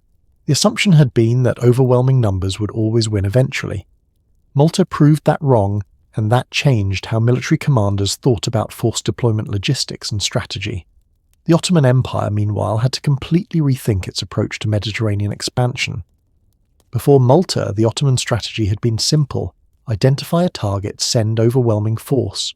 Conquer it, move on. After Malta, that confidence was shattered. The empire became more cautious, more defensive. They still had military power, but they'd lost the psychological edge that makes conquest easy. When your soldiers believe they're invincible, they fight harder. When they've seen tens of thousands of their comrades die, failing to take one small island, they fight differently. Here's a specific example of how Malta changed Ottoman strategy. In 1570, the Ottomans invaded Cyprus, which was held by Venice. They successfully conquered it. Cyprus fell after a brutal siege. But the Ottoman approach was fundamentally different from what they'd done at Malta. They were more cautious, more methodical, more willing to accept longer timelines. And they took enormous casualties, doing it. Estimates suggest 50,000 Ottoman soldiers died conquering Cyprus. The ghost of Malta haunted that campaign. Every Ottoman commander was thinking, don't repeat the mistakes of 1565. The cultural impact of Malta's victory rippled across Europe in ways that are harder to quantify but equally significant. Artists painted the siege massive, dramatic canvases, showing heroic defenders against overwhelming odds. These paintings hung in palaces and churches across Catholic Europe, serving as both art and propaganda. The message was clear: Christian civilization could defeat Islamic invasion. Faith, courage, and determination mattered more than numbers. One of the most famous series of paintings was commissioned by Grandmaster de Valette himself. He hired an Italian artist named Matteo Perez d'Alecchio to create a series of frescoes depicting key moments from the siege. These frescoes were installed in the Grandmaster's palace in Valletta, and they're still there today. If you visit Malta, you can see them images of Fort St. Elmo under bombardment of de Valette, leading counterattacks of Ottoman ships fleeing. They're not subtle. They're triumphalist propaganda meant to remind everyone who saw them we held against impossible odds. But beyond the official propaganda, the siege entered popular culture in ways that are really interesting. Ballads and songs about Malta's defence spread across Europe, sung in taverns and town squares. These weren't refined art, they were folk culture, the kind of songs ordinary people sang. One ballad that became popular in Spain went something like, 500 knights brave and true, held the line when thousands came, Malta stands, the cross still flies, remember their names, remember their fame. It's not great poetry, but it shows how the siege captured popular imagination. The siege also entered European literature. Plays were written about it, epic poems, historical chronicles. One of the most influential was a book published in 1568 by Francisco Balbi di Correggio, the Spanish soldier who'd fought in the siege. His account was called The Siege of Malta, 1565, and it became a bestseller, or at least as much of a bestseller as a book could be in the 16th century, when printing was expensive and literacy was limited. But it was translated into multiple languages and read widely across Europe. What's interesting about Balbi's account is that it wasn't triumphalist in the way official histories were. He described the fear, the suffering, the moments when defeat seemed certain. He wrote about soldiers crying from exhaustion, about the smell of death, about the moral ambiguity of warfare. It was more honest than most historical accounts of the era, and maybe that's why it resonated. People didn't just want to hear about glorious victory, they wanted to understand what survival actually meant. The political impact of Malta's victory was also profound. Before 1565, many European states had been considering accommodation with the Ottoman Empire. Maybe we can coexist, they thought. Maybe we can have peace treaties, trade agreements, mutual recognition. Malta changed that calculus. The siege proved that the Ottomans were still expansionist, still dangerous, still committed to conquest. And it proved that resistance was possible. This shift was particularly important in Spain. King Philip II had been reluctant to commit significant resources to Malta. He had his own military campaigns in the Netherlands and elsewhere. But Malta's victory convinced him that defending the Mediterranean was crucial. After 1565, Spain invested heavily in Mediterranean naval power and fortress construction, in alliances with Italian states. The Spanish Empire became the bulwark against Ottoman expansion, and you can trace that strategic commitment back to the lessons of Malta. There's also a religious dimension to Malta's legacy that we need to acknowledge, even though it's complicated by modern sensibilities.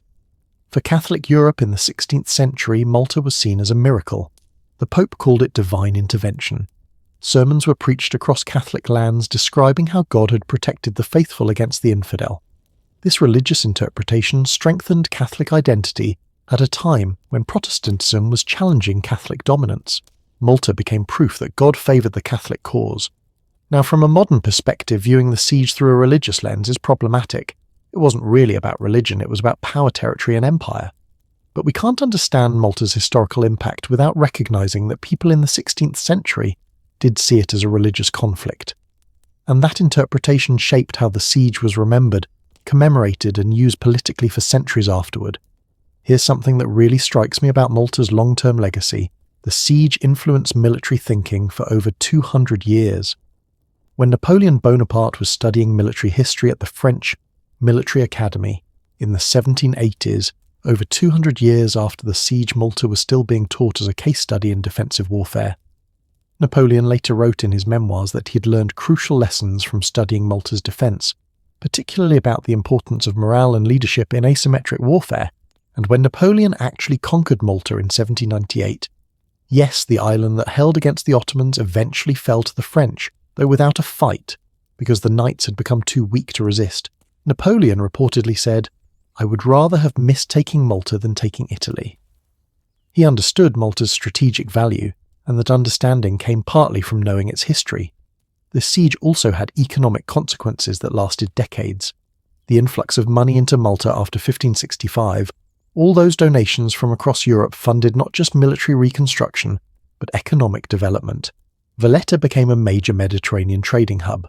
The Knights Hospitaller, flush with renewed prestige and funding, became major players in Mediterranean commerce. Malta transformed from a poor, relatively insignificant island into a wealthy, strategically crucial fortress state. And that economic transformation was a direct result of the siege's outcome. There's an interesting historical counterfactual to consider what would have happened if Malta had fallen.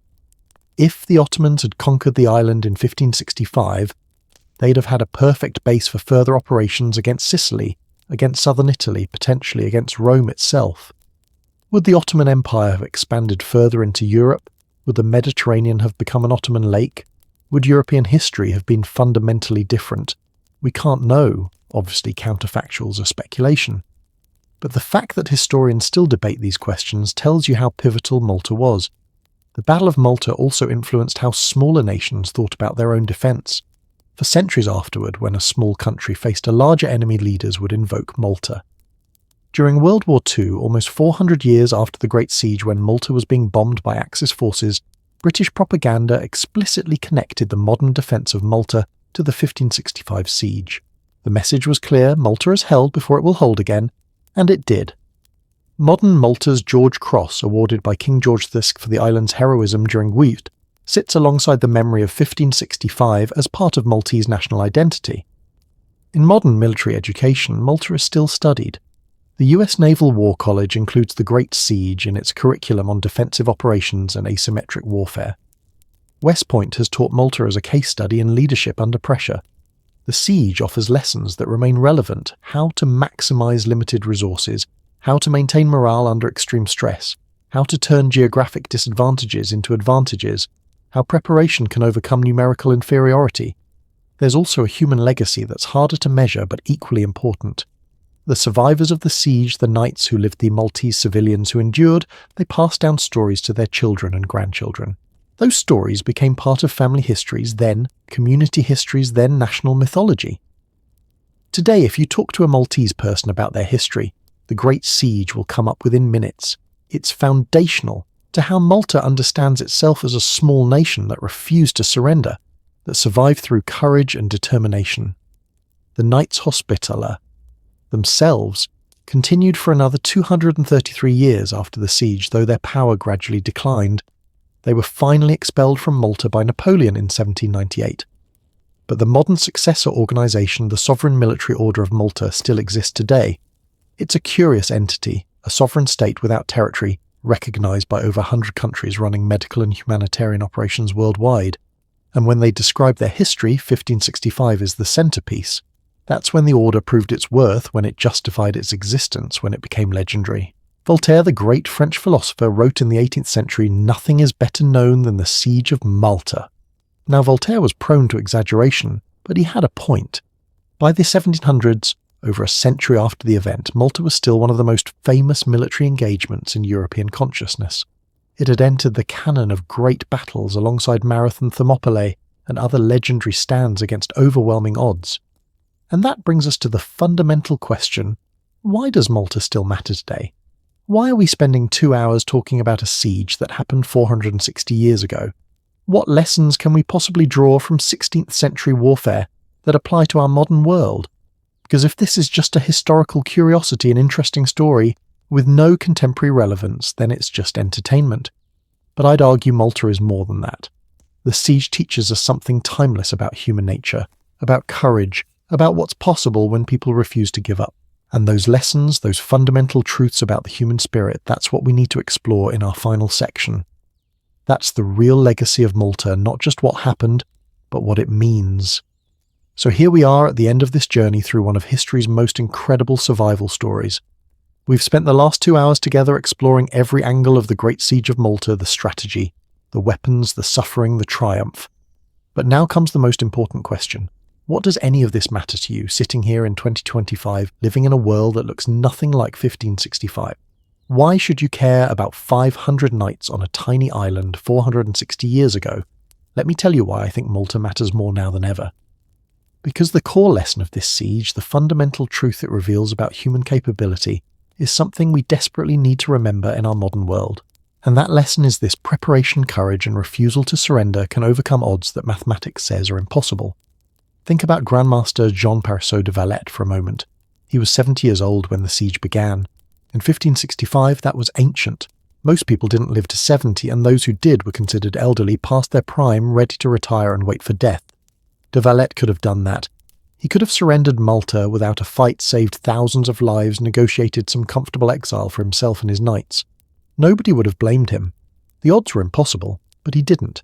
He looked at those impossible odds and said, "I don't accept this." And then, and this is the crucial part, he didn't just hope for a miracle, he prepared.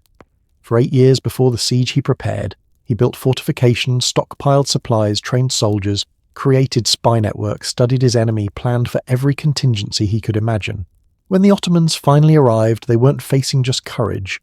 They were facing 8 years of systematic, obsessive preparation combined with unbreakable will. That combination, preparation, plus determination, is something we can apply to any challenge in life. How many times have you faced a situation that seemed impossible? A project at work that was too big a personal challenge, that was too hard a goal, that seemed unreachable? What Malta teaches us is that impossible is often just difficult, that nobody's tried hard enough yet. But here's the thing, Malta also teaches us that success comes at a cost. Remember those casualty numbers: 1/3 of the civilian population dead, half the knights dead, traumatized survivors who never fully recovered. Victory, yes, but purchased with blood, suffering, and sacrifice. And I think that's an important lesson too, because modern culture often sells us the fantasy that success is easy, that if you just think positively or work smart, everything will work out without pain. Malta tells us the truth: worthwhile things are hard. Defending what matters costs something, and sometimes the cost is steep. But, and this is crucial, that doesn't mean the fight isn't worth it. The survivors of Malta lost friends, family, health, peace of mind, but they kept their home, their freedom, their identity. Was it worth it? They thought so. They paid the price willingly. That's what real courage looks like, not fearlessness, but being afraid and paying the cost anyway, because something matters more than your comfort. Let's talk about leadership for a moment, because de Valette's leadership style offers lessons that apply to any field. He was harsh, demanding, sometimes cruel. He manipulated his own knights, using their pride to keep them fighting when they wanted to retreat. By modern HR standards, he'd be a terrible boss. But here's what he got right. He never asked his men to do anything he wouldn't do himself. At 70, he fought on the walls. He ate the same rations as his soldiers. He endured the same bombardments, the same heat, the same suffering. That's authentic leadership, not making inspiring speeches from the rear, but being in the trenches with your people. There's a modern business concept called skin in the game, the idea that leaders should have personal stake in the outcomes they're deciding. De Valette had all his skin in the game. If Malta fell, he'd die with it. That creates a different quality of decision-making than when leaders can fail upward, when they're insulated from the consequences of their choices. Maybe that's one reason modern institutions struggle: too many leaders making decisions they won't personally suffer from. This siege also teaches us about the power of morale and psychology in determining outcomes. The Ottomans had superior numbers, superior firepower, superior resources. They should have won easily, but they lost because their morale collapsed. By August 1565, Ottoman soldiers didn't believe in the mission anymore. They'd watched too many friends die for a goal they didn't understand. They were exhausted, sick, and demoralized. Meanwhile, the defenders, just as exhausted, just as sick, suffering even more, maintained their will to fight because they knew exactly what they were fighting for. Their homes, their families, their survival. That clarity of purpose is powerful. When you know why you're doing something difficult, when the goal is meaningful and clear, you can endure almost anything. When you don't know why, when the purpose is unclear or imposed from outside, even small difficulties become unbearable. How many modern organizations fail because people don't really understand or believe in what they're doing? How many personal goals get abandoned because we never really clarified why they mattered? Malta also demonstrates the principle that home field advantage is real and significant. The defenders knew every stone of those fortifications, every path, every hiding spot. They understood the terrain, the weather patterns, the tides in the harbour. The Ottomans were fighting in a foreign land, adapting to unfamiliar conditions, making decisions based on incomplete information. That local knowledge, that deep understanding of your own environment, can offset tremendous advantages in resources. This applies beyond military contexts. In business, in relationships, in personal development, understanding your own terrain deeply gives you advantages that outsiders can't easily overcome. What are your strengths? What resources do you actually have access to? What's your real situation, not what you wish it was? The defenders of Malta didn't waste time wishing for more soldiers or better fortifications. They worked with what they had and maximized every advantage. Here's another lesson that feels particularly relevant today: the importance of planning for worst-case scenarios. De Valette didn't prepare for a siege that would be difficult. He prepared for a siege that would be catastrophic. He stockpiled more supplies than he thought he'd need. He built multiple layers of defense. He created redundant systems so that if one thing failed, there was a backup. That's why Malta survived, not because everything went well, but because when things went wrong, there were contingencies. We live in an age that's often optimistic to the point of naivety. We don't like thinking about worst cases. We want to believe everything will work out fine. But Malta teaches us that hope is not a strategy. You can be optimistic and also prepared. You can believe the best while planning for the worst. That's not pessimism, that's wisdom. The Great Siege also shows us the value of intelligence and information. De Valette's spy network gave him advance warning of the invasion details about Ottoman plans, time to prepare. In any competitive or challenging situation, information is power. Understanding what you're up against, what's coming, what the other side is planning, that knowledge can make the difference between success and failure. In our information age, this lesson is more relevant than ever. Do your research. Understand the situation. Don't go into challenges blind. But perhaps the most important lesson from Malta is about the power of refusing to accept defeat. There were so many moments when surrendering would have been rational, when Fort St. Elmo's defenders asked to evacuate, when the walls of Birgu were breached, when food was running out and relief hadn't arrived. At every one of those moments, giving up would have been understandable, but they didn't. They just kept fighting. One more day, one more hour, one more minute. And here's the thing about that refusal to quit: it changes the math. The Ottomans calculated that Malta would fall because that's what math predicted. But human determination doesn't follow mathematical rules. When people refuse to behave rationally, when they keep fighting past the point where logic says they should surrender, they create outcomes that shouldn't be possible. Not always. Sometimes you fight impossible odds and lose, but sometimes you fight impossible odds and the impossible happens. I'm not saying we should be reckless or ignore reality. Malta succeeded because of smart preparation, not just blind courage. But there's something profound about the human capacity to say no to circumstances, to refuse the future that seems inevitable, to fight for a different outcome, even when it seems hopeless. That capacity, that stubborn, irrational, magnificent refusal to accept defeat might be the most human thing about us. Let me bring this back to you personally for a moment. What's your Malta? What's the impossible challenge you're facing or avoiding? Maybe it's a career goal that seems out of reach. Maybe it's a relationship that's broken and needs fixing. Maybe it's a personal demon you've been fighting for years. Maybe it's a creative project that terrifies you. Whatever it is, Malta offers you a template: prepare, systematically commit, completely refuse to surrender prematurely, and accept that victory might cost more than you want to pay, but be willing to pay it anyway if the goal matters enough. And here's something important: you don't need to be a knight or a warrior to apply these lessons. The single mother working 3 jobs to give her kids a better life, she's fighting her own siege. The student struggling through a difficult degree while dealing with personal challenges, that's their Malta. The entrepreneur who's failed twice but is trying a 3rd time, they're defending their own fortress. The person battling depression or addiction, getting up every day to face the fight again, that's courage equal to anything on Malta's walls. Heroism isn't about swords and armor. It's about facing what's hard and doing it anyway. It's about preparing for challenges instead of just hoping they won't come. It's about refusing to quit even when quitting makes sense. It's about being willing to pay the price for things that matter. Those principles applied on Malta in 1565, and they apply in your life right now, whatever your circumstances. As we close this story, I want you to remember one image: Grandmaster de Valette at 70 years old, standing on the walls of Fort St. Angelo on September 11th, 1565, watching the Ottoman fleet sail away. He'd survived. Malta had survived. But the cost had been terrible. So many dead, so much destroyed, and yet they'd held. Against all odds, against all logic, against the most powerful empire on earth, they'd held. De Valette lived 3 more years after that victory. He spent them building Valletta, creating something permanent from the ashes of war.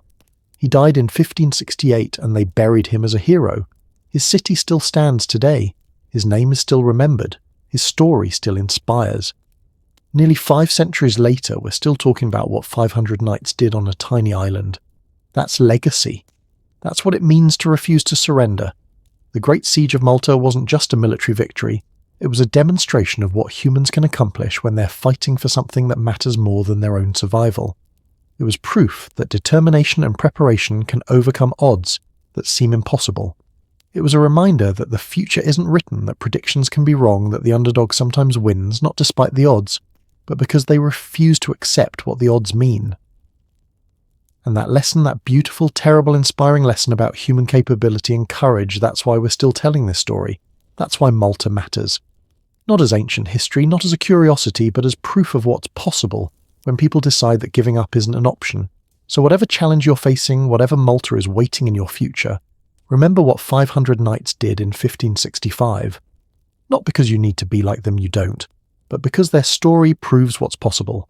Preparation works, courage matters, determination pays off, and sometimes, just sometimes, refusing to surrender is enough to change the impossible into the inevitable.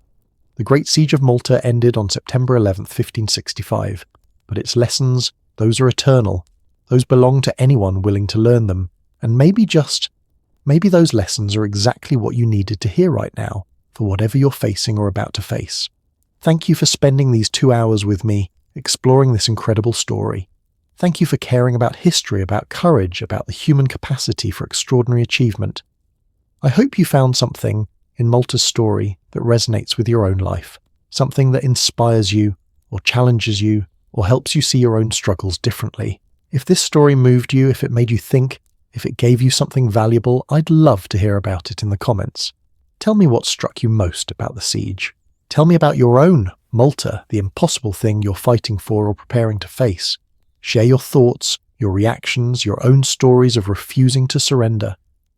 Let's build a community of people who believe that impossible just means hasn't been done yet. And hey, if you enjoyed this journey through history, stick around. There are so many more stories like this, stories of courage, determination, and impossible victories that change the world. Stories that have lessons for our modern lives that prove humans are capable of extraordinary things when the stakes are high enough. I'll be bringing you more of these stories, diving deep into the details, finding the lessons that matter. So subscribe if you haven't already. Turn on notifications so you don't miss the next story. And in the meantime, carry Malta with you. Remember those 500 knights. Remember that they held. And remember that when your moment comes, when you face your impossible odds, your own overwhelming challenge you have within you, the same capacity for courage, determination, and refusal to surrender that they had. The Great Siege of Malta is over, but your story that's still being written. And who knows, maybe one day, centuries from now, people will tell stories about what you accomplished when you refused to give up. Wouldn't that be something? Until next time, take care of yourselves. Fight your fights, hold your walls, and never ever surrender what matters most. Good night.